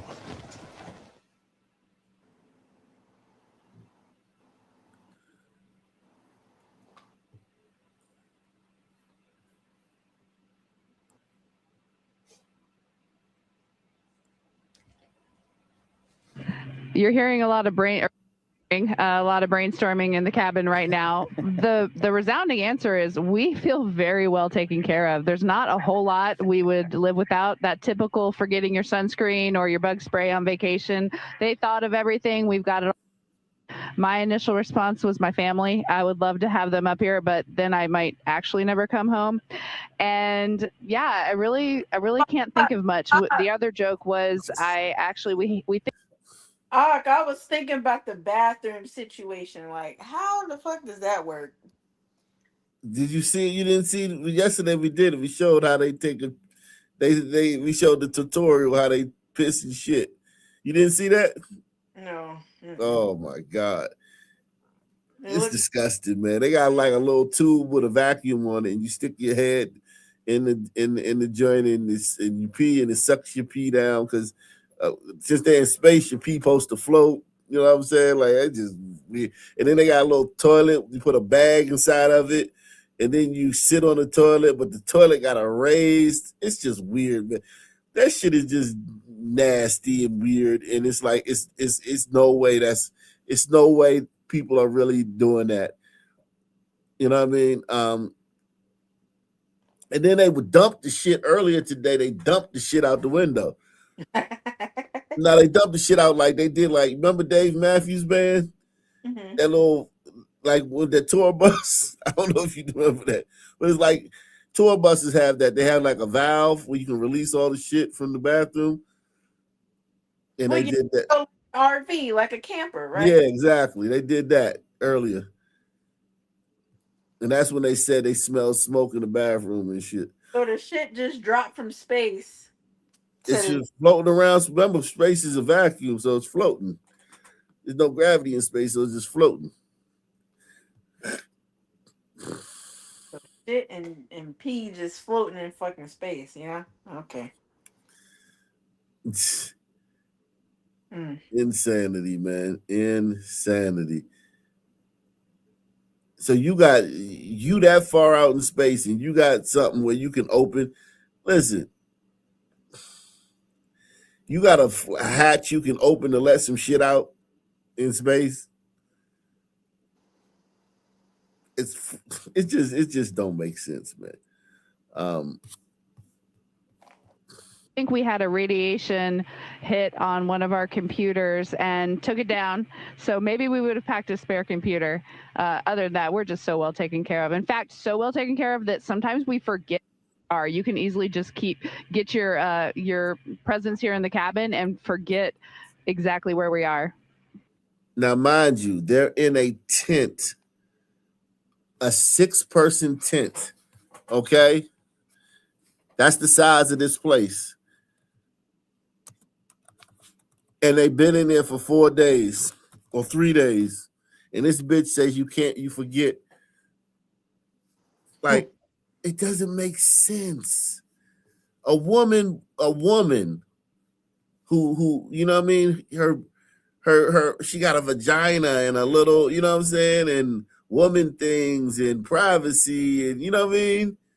Mm-hmm. She's in this space with these men. And she wants to stay up there. I'm gonna show you the size of this because they said it. They said this was the size of the thing. They said that this was the size of it. A 6-person tent. A woman, a wombed man who has, woman thing. Let's be, it's a woman. Right. She's stuck in this. There's no room except for the bathroom. You know what I mean? And that bathroom is like a closet, right? Not even a walk-in closet, like a closet. You know what I'm saying? Like, and she wanna be. She forgets. She forgets that she's in here.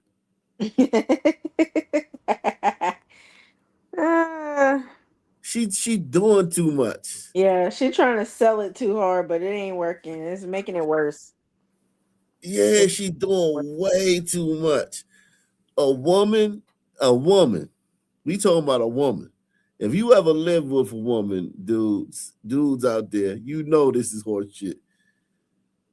Your girl want you to get the fuck out of the house and go somewhere half the time. You know what I'm saying? Right. And that's in the house or an apartment. She wants you to get the fuck on and go somewhere. Or she just gonna go in the bathroom and shit and be in the bathroom for like 2-3 hours, get the fuck away from you or some shit. And she got her little, like, she gotta take care of herself, her stuff, you know what I mean? Mm-hmm. She gotta, do her little bodily shit. And and she don't even want to do that in front of you. And you just had sex with her 5 minutes ago. Exactly. And these niggas, and she just love being in this pod 24 hours a day with these fucking dudes. And it's the best sleep that she ever got. Floating. It ain't even like you even comfortable. You floating in shit allegedly. You know what I'm saying? You floating all over the motherfucking place. It doesn't make any fucking sense.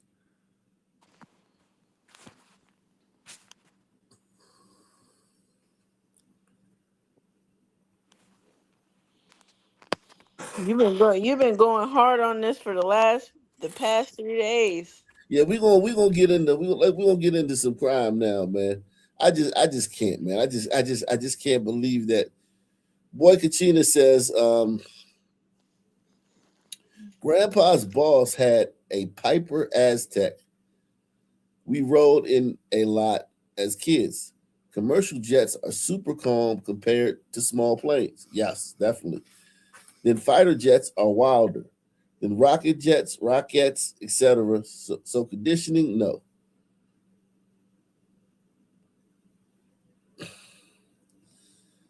Douglas Chunk says, there are now over 8 billion people on Earth.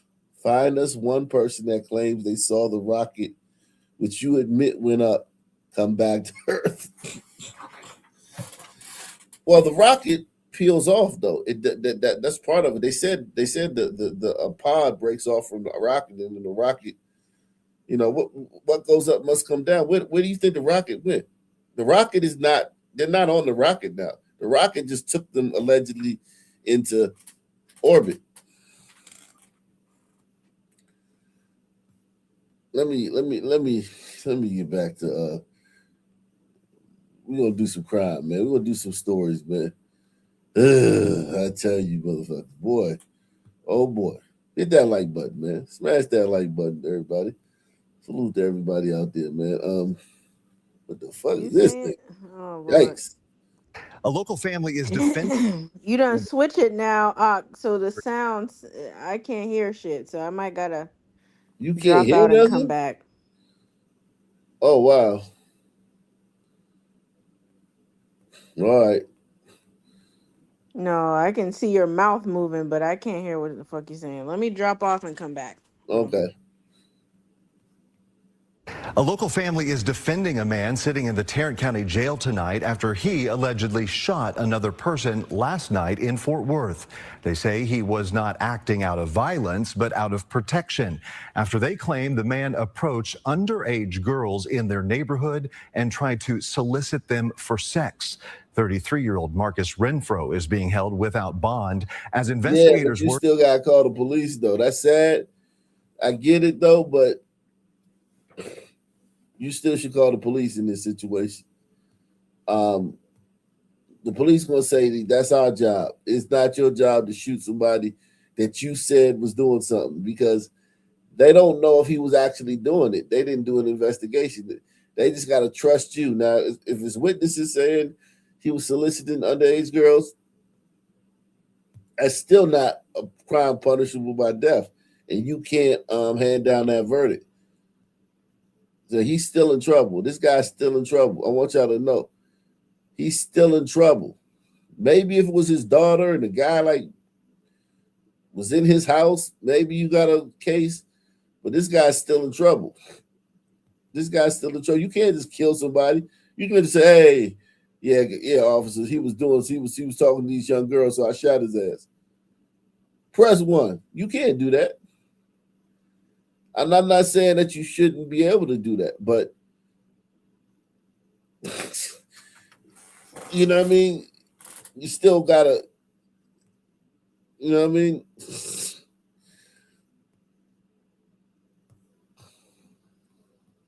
To piece together exactly what happened. Fox 4's Vanya Castillo joins us live and picks up the story from there. Vanya? Hi, Casey. Yeah, we're hearing from the family of that man who explained why he allegedly shot someone in the groin and why they don't think he deserves to be in jail. Our kids are safer now. 33-year-old Marcus Renfro is in the custody of Fort Worth police after being accused of shooting a man in the groin. His family claims he was protecting his underage nieces from a man allegedly soliciting them for sex. I see some commotion going on with my little cousins and stuff. Dontavius Williams says he knew something wasn't right. And my little cousin, them telling me that the dude said, oh, come back and smoke some meth with me. You know, share some drugs. The family saying this wasn't the first time. Fort Worth police say officers had been called to the 3700 block of Century Palace on Friday morning after receiving calls of a man possibly under the influence and soliciting children for sex. But we already been heard that certain dude been messing with other little kids around here. That's when they... Why he talking like that? Right? Why is his posture like nigga? No. Mm-mm. Why he talking like with the? I had heard. Goofy. Maybe that's how they talk in that city. Maybe that's that city's. I guess you know what I mean. Like, No, I think that's just him. He talking about he asked the guy if he wanted meth. He probably on that shit. No. Man. He's around here. That's when they say Renfro stepped in. They exchanged some words. When Marcus was walking away, he just ran up on him like he was trying to approach him like to hurt him in some way. Philly? Is this Philly? I'm telling you, man. Look at them choppers, man. Some way. God damn, bro. This gotta be Philly. Or near Philly. She a Philly 8 though. Nah, she a Philly 8. Man. Nah, you think an 8? In Philly, she rough, but listen, she got the hood on, you know what I'm saying? She keep her mouth shut. God damn, that's she look like I don't know what she looked like, man. She looked like a ghoul, ghoul. Yeah, she rough looking sister, man. That's a rough looking sister, man. But it still don't mean she not a Philly 8. Police have not confirmed this version of the events. As officers arrived, they heard a gunshot. And then he said something to Marcus, and then he turned around and Marcus shot him. Police say they found the man who matched the suspect. He said something to him. Why did they shoot him over the little girls? I mean, that might have been the genesis of the encounter. But Marcus shot him because he said some slick shit. Mm-hmm. Like, yo, you can't do that, man. You can't just shoot somebody. You know what I'm saying? Like, niggas don't be knowing that, man. Niggas don't understand that. Like, you can protect life and property. You know what I'm saying? You can't just be like, what you say, bitch ass nigga? Or what you say to her, bitch ass nigga? You can't do that. Like, yo, man. Description with a gunshot wound in the groin. Police say the man was taken to the hospital and expected to survive. At this time, it's not clear if he'll face charges. Renfro was taken into custody. Online records show he had a warrant from another town. Still, family members believe the children were in danger and that his use of force was necessary. His wife, who is 24 weeks pregnant, says the impact goes beyond the moment. I mean, they're traumatized by the situation. And that situations like these don't just end. I mean, because you're putting a child in danger and you're also putting them through trauma that is going to affect them for the rest of this, right? He got a baby on his way. And he probably possibly went to jail for, not long. He ain't gonna go to jail for that long. You know what I mean? He didn't kill the guy, but he may go to jail. He may do 5 or 10 years in prison, right? For shooting somebody while he got a baby on the way that need his protection and shit.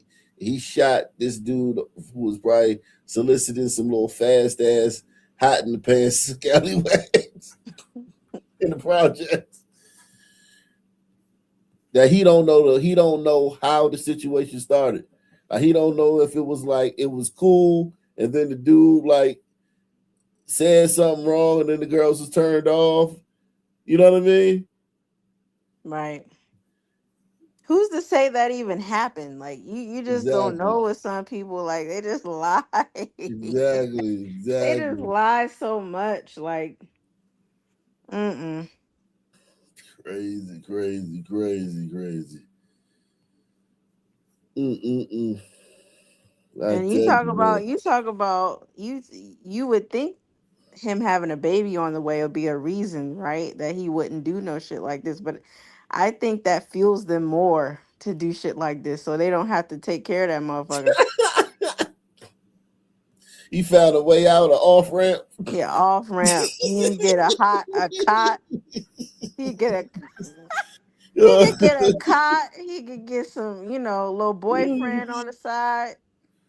Oh You shit. know they still be on that shit in there, and they be on drugs in there. You know that. Oh yeah, definitely. That nigga found an off ramp. He like, yeah, man, let me get off right here. Take this exit. From another town.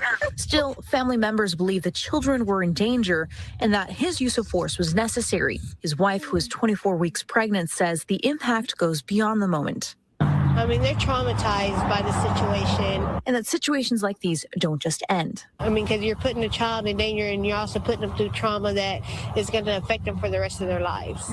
Dude said the wrong thing and consequences came behind it. Saying she wishes someone had stepped up like that for her. I've been through a similar situation as well when I was younger, so I wish somebody would have done for me the way he did for them. Keep y'all kids protected. Keep them in the house best you can. If you're not in the area, you know, there's predators everywhere. But man, just keep a close eye on them. Now, investigators are working to determine exactly what happened. Renfro is being held at the Tarrant County Jail with no bond set yet. Back to you, Casey. We'll be looking forward to Fort Worth police kind of filling in some of the blanks on this story. Fox 4's Vanya Castillo, thank you for your reporting tonight. Jeez.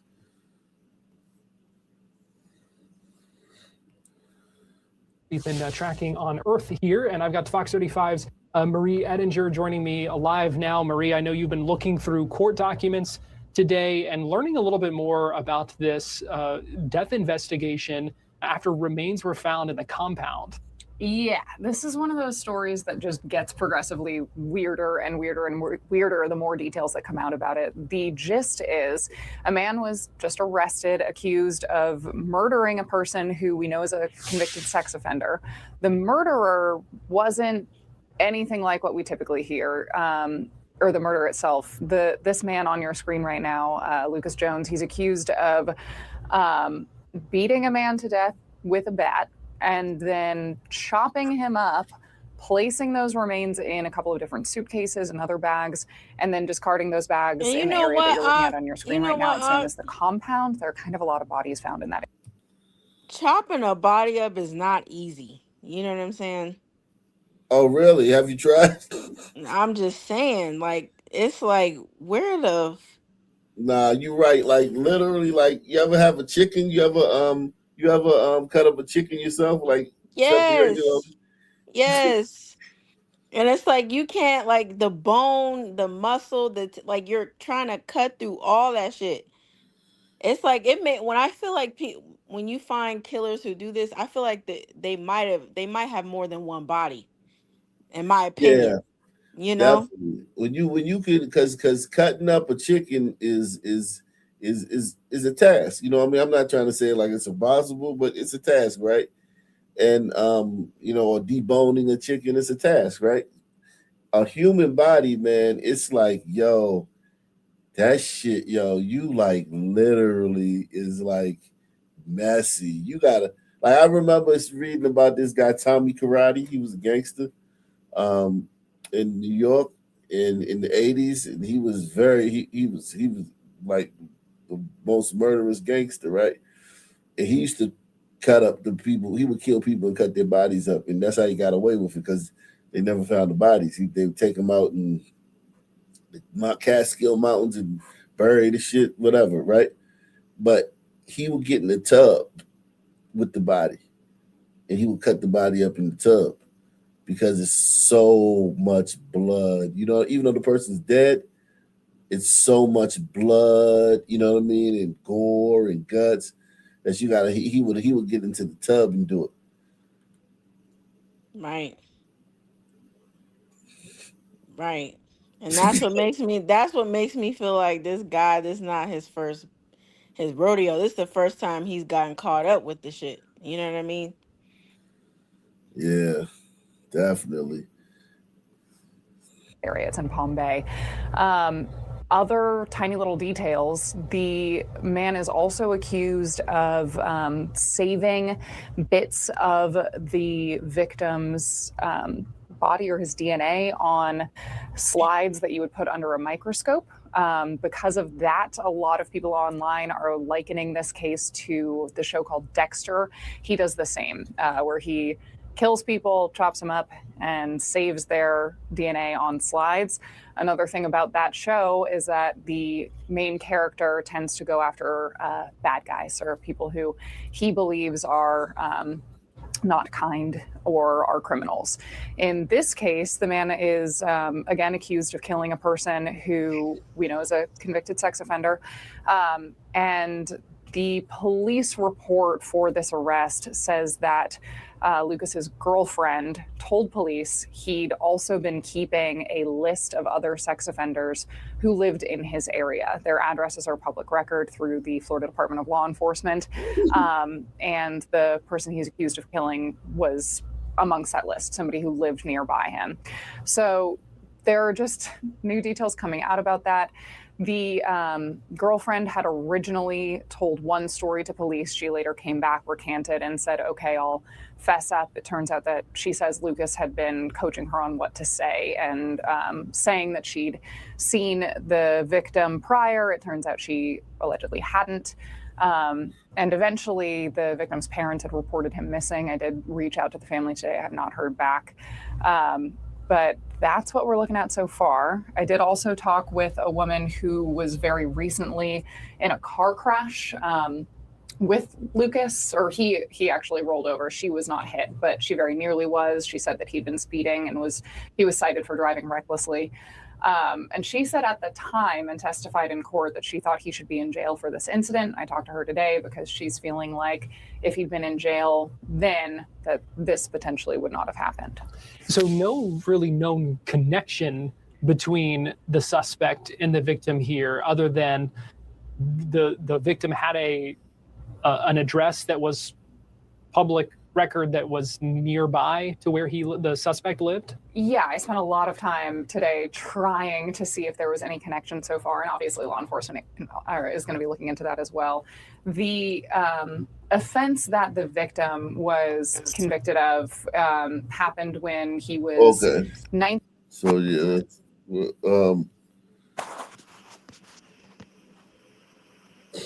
yeah, man, that guy's going to jail for the rest of his life.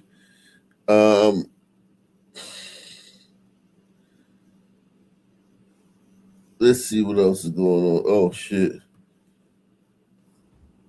A family is shaken after doorbell video caught a man with a gun trying to kick in their apartment door. It happened on Legacy Park Drive off Lawrenceville-Swanee Road in Gwinnett County. Channel 2's Gwinnett County Bureau Chief Matt Johnson is live there now. And Matt, police are really looking for this suspect now. Yeah, the family is terrified about this. They actually moved out of the apartment over this, not knowing who this person is who showed up in the middle of the night. And now it appears police believe that they may have been sent there. At first, it looks like nothing out of the ordinary as two people knock on an apartment door in Gwinnett County, but one of them has a gun in his waistband, while the other asks if a woman sent them to the right place. 12 hours later, the same man comes back alone with a gun and starts kicking. This time he's wearing a mask and the same shorts as before, and police already have the evidence they need to identify him. He then tries to cover his face up after showing his face already on camera. Detectives identified 21-year-old Sonny Stevens of Lawrenceville on Friday and charged him with attempted home invasion and possession of a gun during a felony. The family on the other side of the door never opened it, and the door held last Sunday morning at around 1. It happened at the Preserve at Legacy Park's apartments near Lawrenceville-Swanee Road. The man inside told officers he had never seen the suspect and had no idea why he was there. We don't know what the confrontation would have been about, but he was just not authorized to be there, had no reason to be there. Police say they couldn't find Stevens on their own, so now they need the public's help before he shows up at another door. Whereabouts are unknown. And police are urging anyone who knows the whereabouts of this suspect to call Gwinnett County Police. Live in Gwinnett County, Matt Johnson, Channel 2 Action News. Matt, good thing the door held, and also even better that there's video to help police out. Thank you. Would you have more details now? Every year, there are about 1.6 million home invasions in the U.S.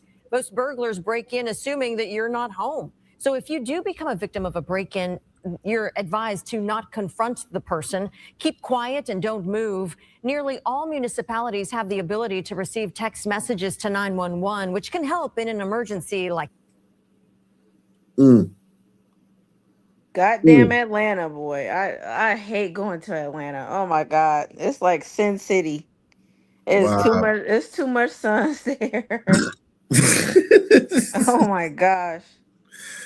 Wow. So is it like gays or just like all of it, like all the shit? It's just all the shit. It's the gays, it's just blacks. Like it's just when as soon as you ride in there is the dark cloud. It just comes over your car and shit. Like I only go there because my sister, she lives there still. So when I see her, I'll, but if it was up to me, I would never go to Atlanta. I don't care for it. Too much suns. Every restaurant you go to is a lot of suns run it. And you know what that means. They're gonna be out, of some shit. They're gonna be out of some shit, or they're gonna be an hour late with your food, and then don't get an attitude. Don't get upset. Yeah, your food gonna be late. It's gonna be like not like it's not gonna be up to quality and shit. You know what I'm saying? Like literally, yeah. Yeah, it's just not, yeah. People don't know the luxury they have in the United States, right? Because it's like with gliders being here, right? Because gliders can balance that shit out. Because when you go to nigga restaurants, you're not getting a refund, okay? Even if they fuck your food up, you're not getting a refund. You're not getting a gift card to come back. You could fucking forget it. Yeah. See, gliders are nice. They'll be like, "Oh, we're sorry, ma'am or mister." Comp your meal. Yeah. Niggas ain't gonna comp your meal. Fuck that. Yeah, niggas. Yeah, that's true though. But like, that's true. You gonna have to order. You gonna order like 3. Oh, I have the. Even if you go to a Jamaican restaurant, like there's no tourists. I have the red snapper. We had a snapper today. How about the curry goat? No curry goat today, man. Do you have any patties? Only veggie patties. That's it. How about jerk chicken? 30-minute wait on the jerk chicken. It's like, oh, God damn it! Why y'all even open? Like, why y'all just closed? You can find like whatever you doing now, you could do something way more productive than be sitting here, man, in this store. You ain't got shit. You know what I'm saying? It's like, God damn, man. Like, go panhandle or something and shit. Y'all make more money doing that shit. Like, these motherfucking crazy. Right. But I be telling the Jamaican dudes that they be laughing and shit. Like I be like, damn, y'all ain't never got everything on the menu. They be laughing like shit. But yeah, they know it. They know they ain't never got everything ever. Ever. If you go to one where they got everything on the menu, the food ain't gonna be good. It ain't gonna be good. They gotta be missing a lot of shit off that menu. And I'm not talking about one item. I'm talking about like multiple items, man. Tonight, cities across metro Atlanta are putting teenagers and their parents on notice that curfews are in effect. And if your child is caught inciting chaos at any teen takeover, it could land you in jail as well. 11 Alive's Cody Alcorn live in Atlanta this evening. Cody, spring break is upon us here for so many families, and we know a lot of teens will be out and about trying to enjoy that time off from school. Jennifer, there are 8 school districts, at least 8, who kicked off spring break this afternoon. We're talking more than 600,000 students. And look, kids are going to be kids, but this latest trend of teen takeovers has landed dozens of teenagers behind bars facing some serious felonies, which could derail their future. Chaos. The video captured by Gwinnett County police officers' body cameras. So they just running for no reason? Yeah. Released Friday night showing a teen takeover. What possibly was just a meetup turned into this mess and landed 7 kids in cuffs. I'm 16. I'm 16. It doesn't matter your age. How old are y'all? 14, 15. Your spring break may end up costing you your future. Many of you are at an age where if you do one thing one night, it can ruin a lot of things for you, especially. That's such a lie. That's such a lie. These kids, we do stories every day where these motherfuckers got 58 arrests and shit. Right. Still on the street and shit. Motherfucker, damn near every story we do, the motherfucker was on probation, on parole and shit, violated his shit about 50 times and shit. Like, come on, man. They trying to scare these teens with that shit worked in the 80s, you know what I mean? When you ain't really know, what was going on in the next town. Now, like, come on, man. Get the fuck out of here, man. Get the fuck out of here, man. Them kids ain't ruining their life. Only thing that can ruin their life possibly is killing somebody. And even that might not ruin their life. Right. That don't even, it don't.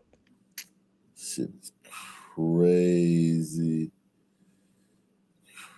Bananas. Scholarship. So for those of you that are planning to go to school on scholarship, whether it's sports or athletics, you're gonna run the risk of losing that scholarship. Atlanta police say if you're caught, you'll catch a felony charge. Aggravated assault, theft by receiving stolen property, reckless conduct, terroristic threats, possession of a firearm during the commission of a felony. Very serious felony charges for young people. That is not what we want to see. That is not the road we want to see our folks going down. On Thursday, Atlanta Mayor Andre Dickens explained how quickly you can get caught up in a bad situation. It only takes one stupid decision that can be made by just 1 or 2 individuals that can really cause a ripple effect that continues to hurt someone. And parents, listen up. City leaders and law enforcement across the metro are echoing Henry County Police. Parents and guardians should not drop their children off unsupervised at large gatherings. If juveniles are involved in criminal activity, parents may face legal, financial, and criminal consequences. And Jennifer, look, there is nothing wrong with kids going out and meeting up with friends, but these takeovers involve hundreds of kids. So you really need to have an open line of communication with your child where they're going. Make sure you know that at all times, because as we have seen at these teen takeovers, some of these kids bring guns, and we have seen how quickly things can turn south in those situations. And it could be a situation where your kid does not come back home for good, Jennifer. It's just sad. Kids cannot enjoy their time. But again, we're not trying to rain on everybody's parade, just making sure people are educated, and parents too. Yeah, Cody, a scary but very serious warning there tonight ahead of the full week of spring break. Thank you so much. Ain't no warning, man. Ain't nothing what happens to them kids, man, unless they kill somebody. They of probably 2 teenagers is killed. They probably already did. Some of them, definitely Yes. some of them. They son teens be murky shit. Yeah, son teens be wetting shit up. They don't give a fuck, man.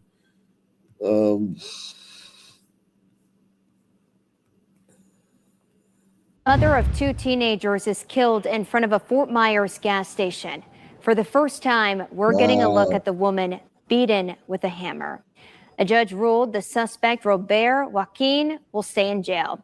Gulf Coast News reporter Kendall Brandt is live at the Chevron on MLK Jr. Boulevard, where you spoke with family and people saddened about this woman's violent death. We've spent the last 2 days speaking with coworkers and family of the woman brutally killed in front of this gas station on Martin Luther King Jr. Boulevard and Highlands Avenue. They tell us her name was Yasmin, a loving mother to two daughters who hails from Bangladesh. Now a memorial is growing in front of that gas station as police work to put the pieces together with the suspect now in jail. Because everybody right now is sad, Not only me or not also my Bangladeshi community, also the whole of U.S. people, also the whole around the world. I don't know why I think what's they call them, Ula Akba, them Arab people, Yeah. sun demons. I don't know why they be setting up shop around niggas. They need to stop. Like, they are It's putting their profitable families. though. It's profitable. It's profitable. Like I know, because they know some people gonna open up stores in their own community, right? So it's just sitting there. So if they don't take it over, then it'll be an Asian or something, right? But still, it's the danger. Like the danger they're constantly in. You see all those vape shops that constantly get vandalized and stolen from by son teens. Yeah. Now look, this lady dead. Beaten with a hammer. Like, that nigga beat her to death with a hammer, broad daylight. Like, he just wanted to go to prison. A dangerous motherfucker. Shit crazy. They are very sad to see this news. These are photos of the victim. Coworkers and family tell us her name was Yasmin, and she was always kind to everyone she met. People like MD Islam say the mother was just outside moments before the brutal attack. She was good too, because she came and she just did her prayer in the morning. Coworkers say that happened just minutes before this video was taken from surveillance cameras, showing the clerk walking outside after noticing a man smashing in her car windows with a hammer. He runs toward her, hitting her in the head and killing her. The brutal attack sparked a manhunt that ended with police finding Robert Joaquin on Mingo Street. I would just say one word: persistence. We were not going home until we found him. We had, I think, a cop on every single block. I said, so she just stood there. What you mean just stood there? So he was charging at her and she was standing there. She so he was beating him. Huh? She a woman. She ain't got no fucking fighting. She don't know how to defend herself against a man charging. Most women, if you charge them with a fucking hammer, they're gonna duck or flinch. They ain't gonna take the shit from you. I mean, like running back in the store, but I see somebody say she froze. Yeah, she could have. She should have never went out there. He was beating her car with a hammer. He was crashing her windshield with the hammer, and then she went out there to confront him, and she beat her to death with the hammer.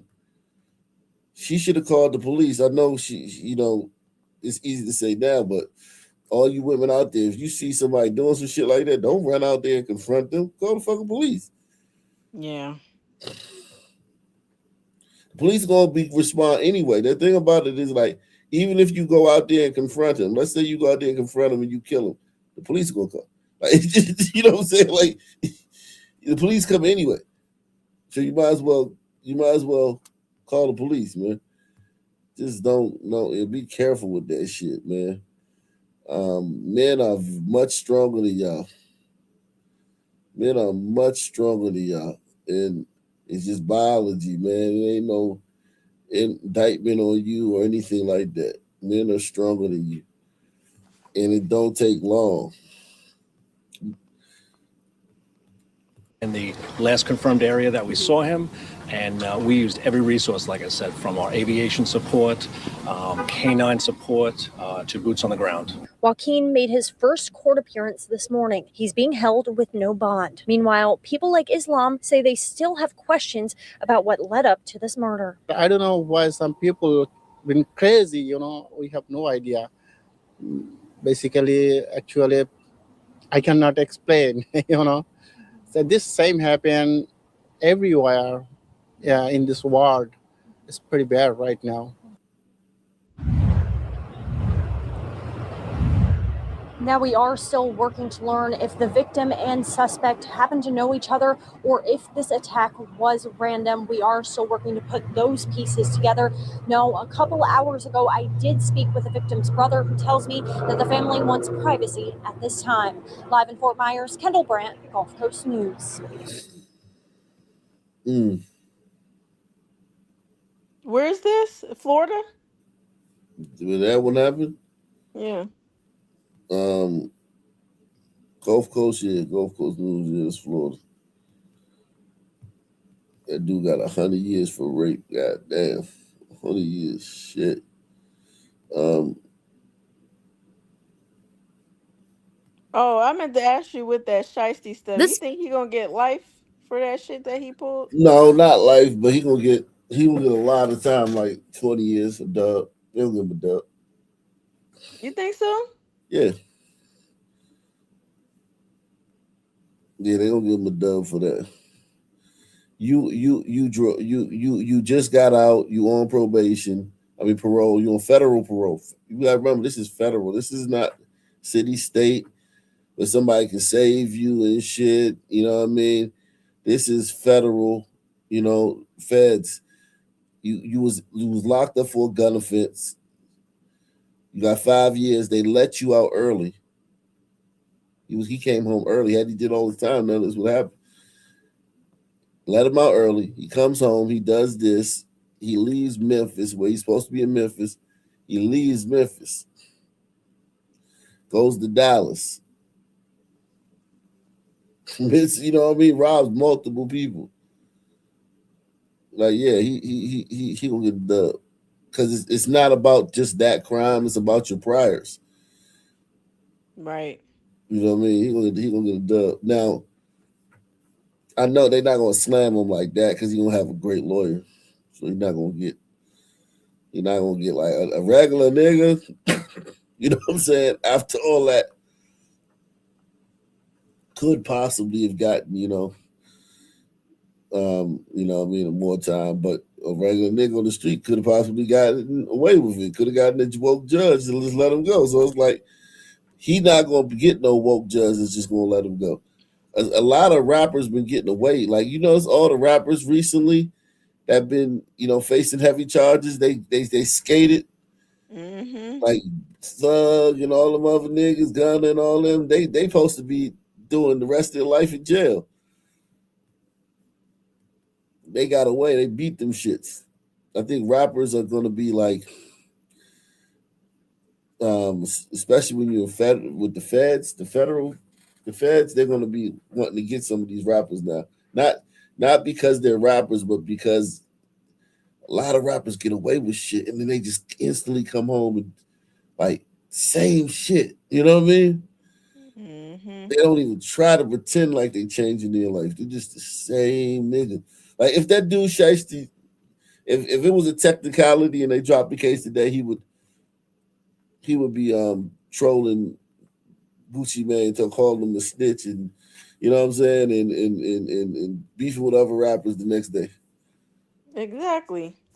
That's why they should throw the book at his ass. They need to start making examples because, but I mean, if it doesn't happen with regular everyday people, like you say, they definitely not gonna do it, with niggas with a little more money. Though. He federal, so it's like the feds. It's not, he that's why I think they're gonna get him because he charged with federal crime and he was on federal parole. So it's like, it's just like, it's bad. It's all bad for him, man.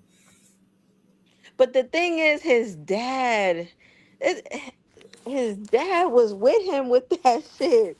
If that doesn't show you how the son community, that's your dad. Yeah, Your definitely. dad should be the one slapping you in the back of your head, like nigga, sit your ass down. He Yep. ain't doing. You know what I mean? No, he's going with you. He's The dad a gangster too, as far as you know what I mean, like you know what I'm saying? Like let me show you. Yeah, the dad is a gangster. So it's like it's not even like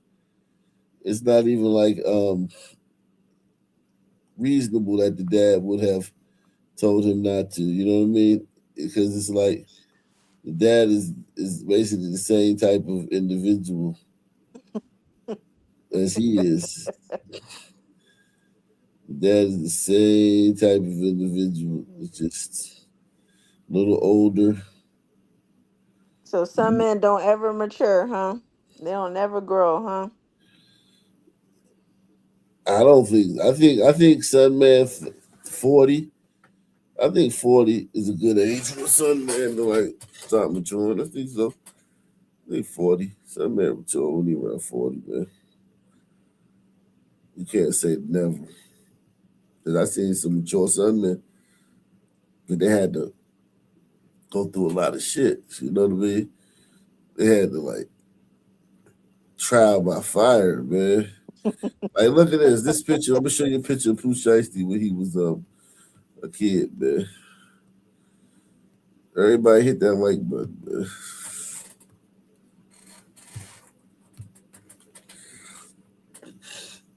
This is him with an ankle monitor on at 11. Is that real? Yeah. Throwing up gang signs and shit with an ankle monitor on at age 11. No way. I wonder if that shit is real. You know, AI be.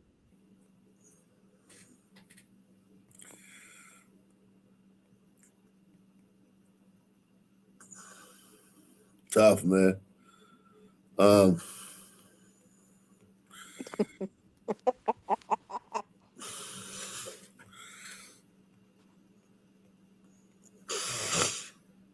I think Gucci need to stop. He need to go ahead and just quit with the trying to manage artist stuff. He need to get out that life. I mean, he got too much going on to be fucking with niggas like that. That's too Yeah, all dangerous. these personalities. Yeah, I agree. It's too dangerous, and I'm surprised his wife ain't bum the clock. You need to bum. I'm surprised she ain't cuss him out before. You know, he decided to go meet with this little nigga, like, cause it just seems sketchy. Like, okay, you want a last minute meeting? Mm-hmm. You know what I mean? Yeah. And you and I know what you want to talk about. I know you're upset with this deal shit. Yeah, but he's probably done that a bunch of times. You know what I mean? Talk to different rap artists about that. Like if you got a label, that's like gonna be common shit. When you talking to angry or frustrated artists. You got a label, that's like pretty much that's the job. So I'm sure he probably didn't think of anything. And then the dude just came home from prison. You know what I mean? Right. He just came home from prison. You on federal parole. You're not thinking the nigga gonna, even though you should have. Even though you should have. You know you should have. You definitely should have.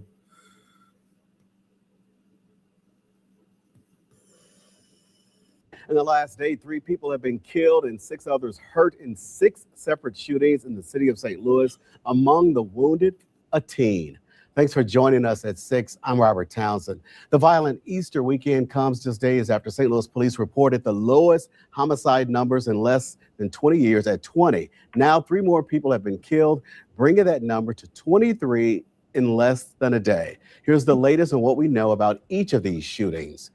The violence started shortly after 3:30 yesterday afternoon at a BP gas station on South Grand. We learned a 15-year-old boy pointed and fired a gun at an adult man. Investigators say the man returned fire and shot the teen in the chest. The man then stayed at the scene and cooperated with police. That teen is now recovering at a hospital. And just a few hours ago, we learned new information about a shooting at another gas station at 7th and Russell.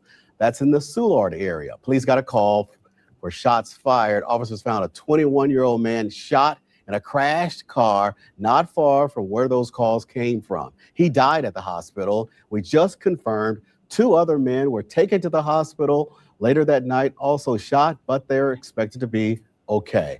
Then listen to this. On West Florissant near Adelaide in North City, police found a man shot at another gas station. Investigators believe a fight broke out at that gas station before shots were fired around 8 o'clock last night. A man died at the scene. Another man was hit by gunfire and taken to a hospital. Police took a suspect into custody. Then around 10 o'clock, police tell us a woman was dropped off at a hospital after being shot. She is expected to be okay. Officers found the scene on South Grand Boulevard in the Carondelet neighborhood. There they found out shots were fired at a vehicle and then took off from that scene. And just this morning, another deadly gas station shooting. It happened off South Broadway. This is around 1 o'clock this morning. Police found a man there. This is one city. And you know all of them is niggas. Like, you know every last one of them. This is one day, too. Not only one city, but it was one day in one city. My God. Firefighters took him to the hospital, but he later died. And finally, around 2:30 this morning, police responding to a shooting in the downtown West neighborhood. Here's a look at that scene on Locust, not far from the Marquee nightclub. Officers found a 30-year-old man shot. He was taken to the hospital, but is expected to live. Police learned he was in the Marquee parking lot when gunshots were fired from St. Charles Street. Police are investigating all of these cases as we speak at this 6 o'clock hour, but we can tell you this, officers last night, they said they had a message to the community. In all of these cases, we cannot solve crime alone. It is a community partnership. And so we are asking our community to step up. If they know anything about what occurred, please call our homicide division. You can also call Crime Stoppers in any of these cases. Of course, that Crime Stoppers number is 866-371-TIPS. Tonight, a plea from St. Louis City and County community members to come together and figure out actions to take against all this violence. 5 Your Side's Travis Cummings went to a town hall today focused on healing and accountability. There has never been a time when we should not have been fighting for our children. Church pews in Florissant packed on Saturday. This crisis is not abstract. Not for Easter weekend service, but for a conversation about deadly gun violence in St. Louis and the future of its youth. This is not just another meeting. That urgency comes as teen violence continues across the region. Friday, police say a 15-year-old was hurt in a gas station shooting on South Grand. Earlier this week, a 13-year-old was charged after a deadly shooting at a school track meet that left another teen injured in North County. Missouri State Representative Kim Smith creating space for students to speak up about what they're facing. Not only the peer pressure, but community influences, media. And parents being urged to truly listen. How are you feeling? What is going on? A lot of times us as parents, we get caught up in it. Oh, baby, it's going to be all right. Street advocate Lisa Legrone says communities can't afford to stay divided. You all are inherited city beef. I'm just gonna let y'all know what's happening. Some of these kids came from the city, moved to the county. Her message deeply personal. My grandson was killed on the lot of this church. And also, the grandparent of Lawan, who was just killed at the track meet. A major concern, access to guns. We know that their brains aren't fully developed. We know that they are prone to high-risk behaviors. And understanding the root causes behind the violence. Even being able to assess what we need to do for that young person, we're backing it up to figure out what can we do for that parent that's involved. Because I just don't think that the laws currently have really contemplated the kind of tragedy that we're seeing. This conversation, a step towards solutions. Travis Cummings, 5 on Your Side. Wow.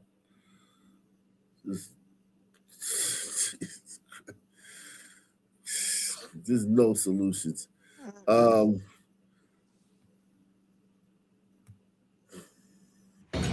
A shooting outside of a Milwaukee bar leaves one man dead and another injured, and it was all captured on surveillance. One person was charged but was never arrested. Our Ashley Sears tonight explains U.S. Marshals say he could be out of state. It's a lot of emotions that's running high. It's a crime that's played out like a tragic film. His life was actually changing. Monty Mabra has been holding on to memories, grieving his younger brother. My brother was walking out the door and he gunned him down. On December 15th, his brother LaTroy Harris was at the D's Elegance Lounge near Fond du Lac and Villard.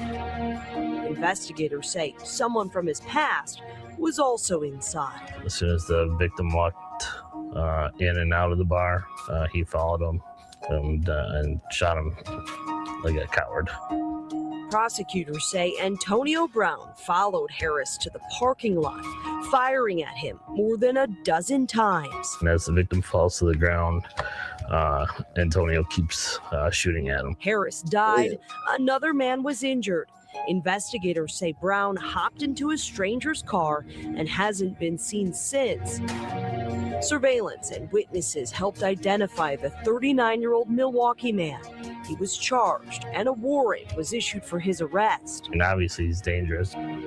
Brown has ties out of state in Arizona, a tattoo that reads Mildred Hayes sketched across his neck, and 2 street names that seem fitting for a man connected to a case like this. He also goes by the nickname of Drama and Murder. U.S. Marshals are ready to call cut on this case and bring Brown into custody. It will bring some closure.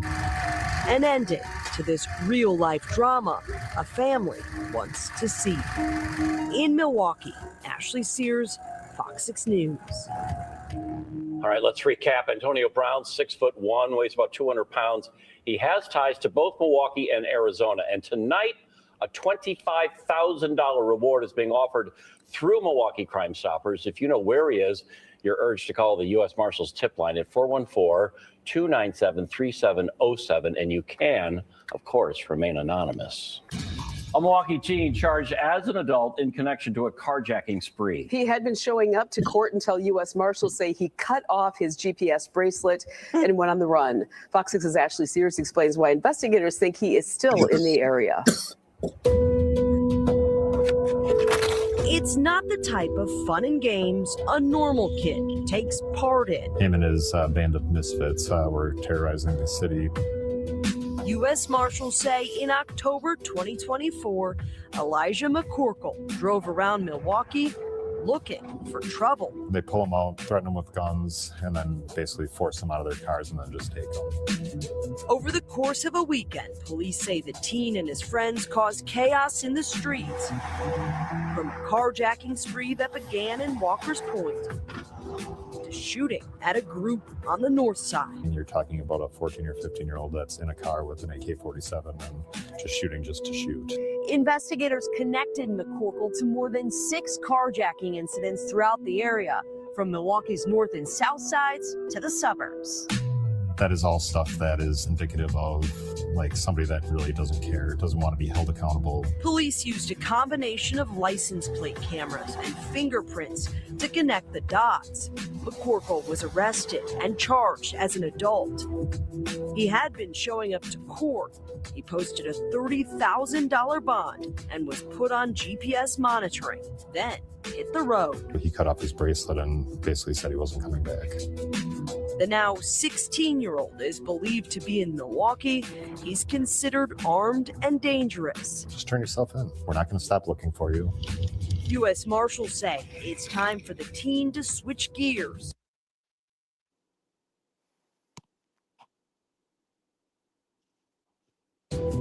Before his action.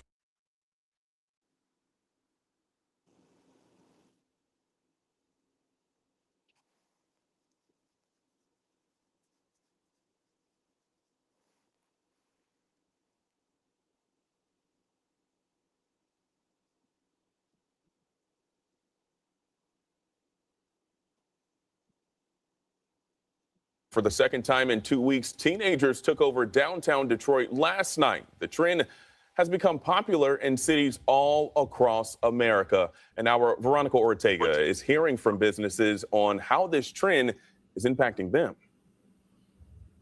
While many people were celebrating the Detroit Tigers' home opener win, dozens of teens were being handcuffed and put into the back of police vehicles. So I kind of tried to stay out the way. And then this morning I got after practice, and some of my teammates were talking about some kids that they knew were down here got arrested. An employee at a apparel store born in Detroit says the so-called downtown takeover caused a lot of chaos and confusion Friday night. I just felt like it wasn't somewhere I wanted to be. And I don't like being in the mix of stuff, so. Business owners are worried that if the social media trend continues, fewer people will want to visit downtown Detroit. We are a city that's growing. We're growing in business, and we want to be able to, show people that this is the place you want to be. We don't want to scare them away. The assistant manager of Central Bar and Kitchen says some of the teens tried to enter the restaurant last night to get away from police. She says the trend is causing a lot of safety concerns for customers and staff. And they just started getting very rude, belligerent. Luckily, our security here, they were all hands on deck. She says they observed weapons on some of the teens. We're looking out from our patio. We actually had to remove some of our people from our patio too, just as a safety precaution. According to a spokesperson for the Detroit Police Department, the Summer Surge Initiative has started. Their parents should know where they are or know what they're doing. That means an increase of patrols downtown and curfew enforcement. Parents face fines of $250 to $500 for violations. We just want to make sure everybody make it home safely to their families. For CBS News Detroit, I'm Veronica Ortega. But they're not going to stick with that, because then when they start locking them up, they're going to say it's racist. So it's not going to work.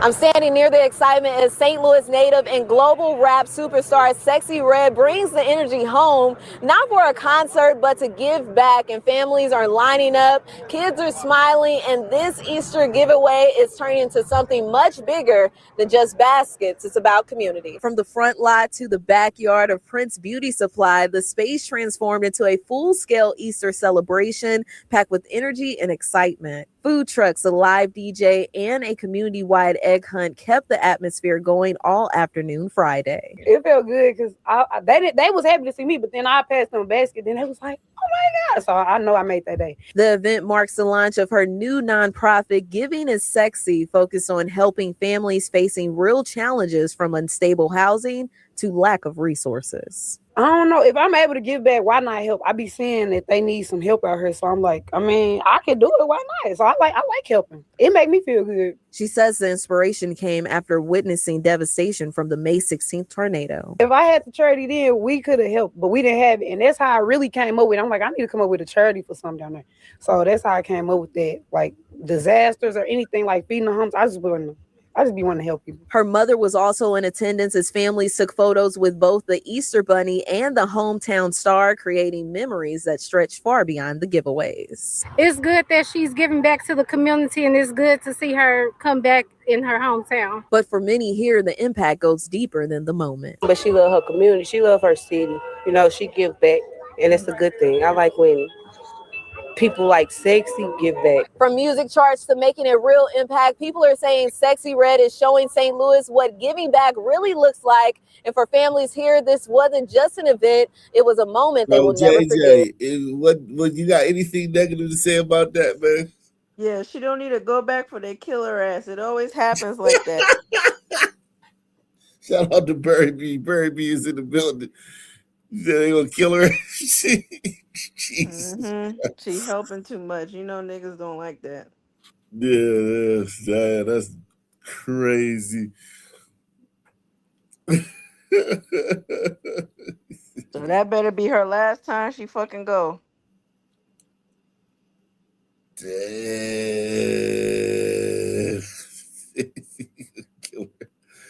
That's sad that there's there's even a modicum of truth to that, man. That's sad. That's sad, man.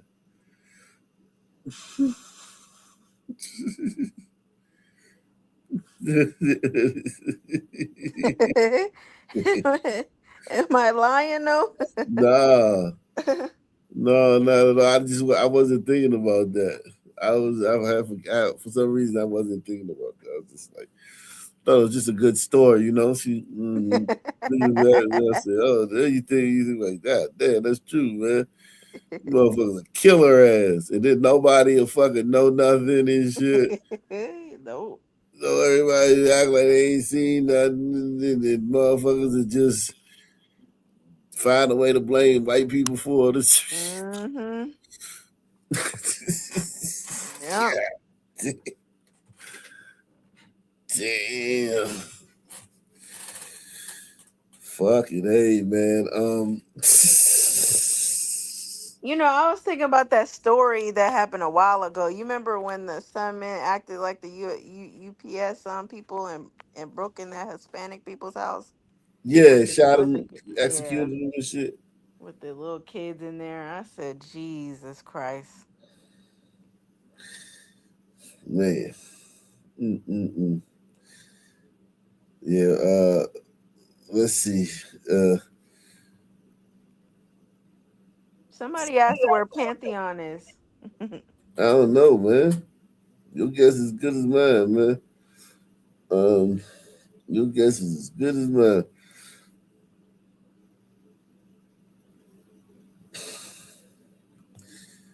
Yeah, we did a lot here tonight. We had a great show, man.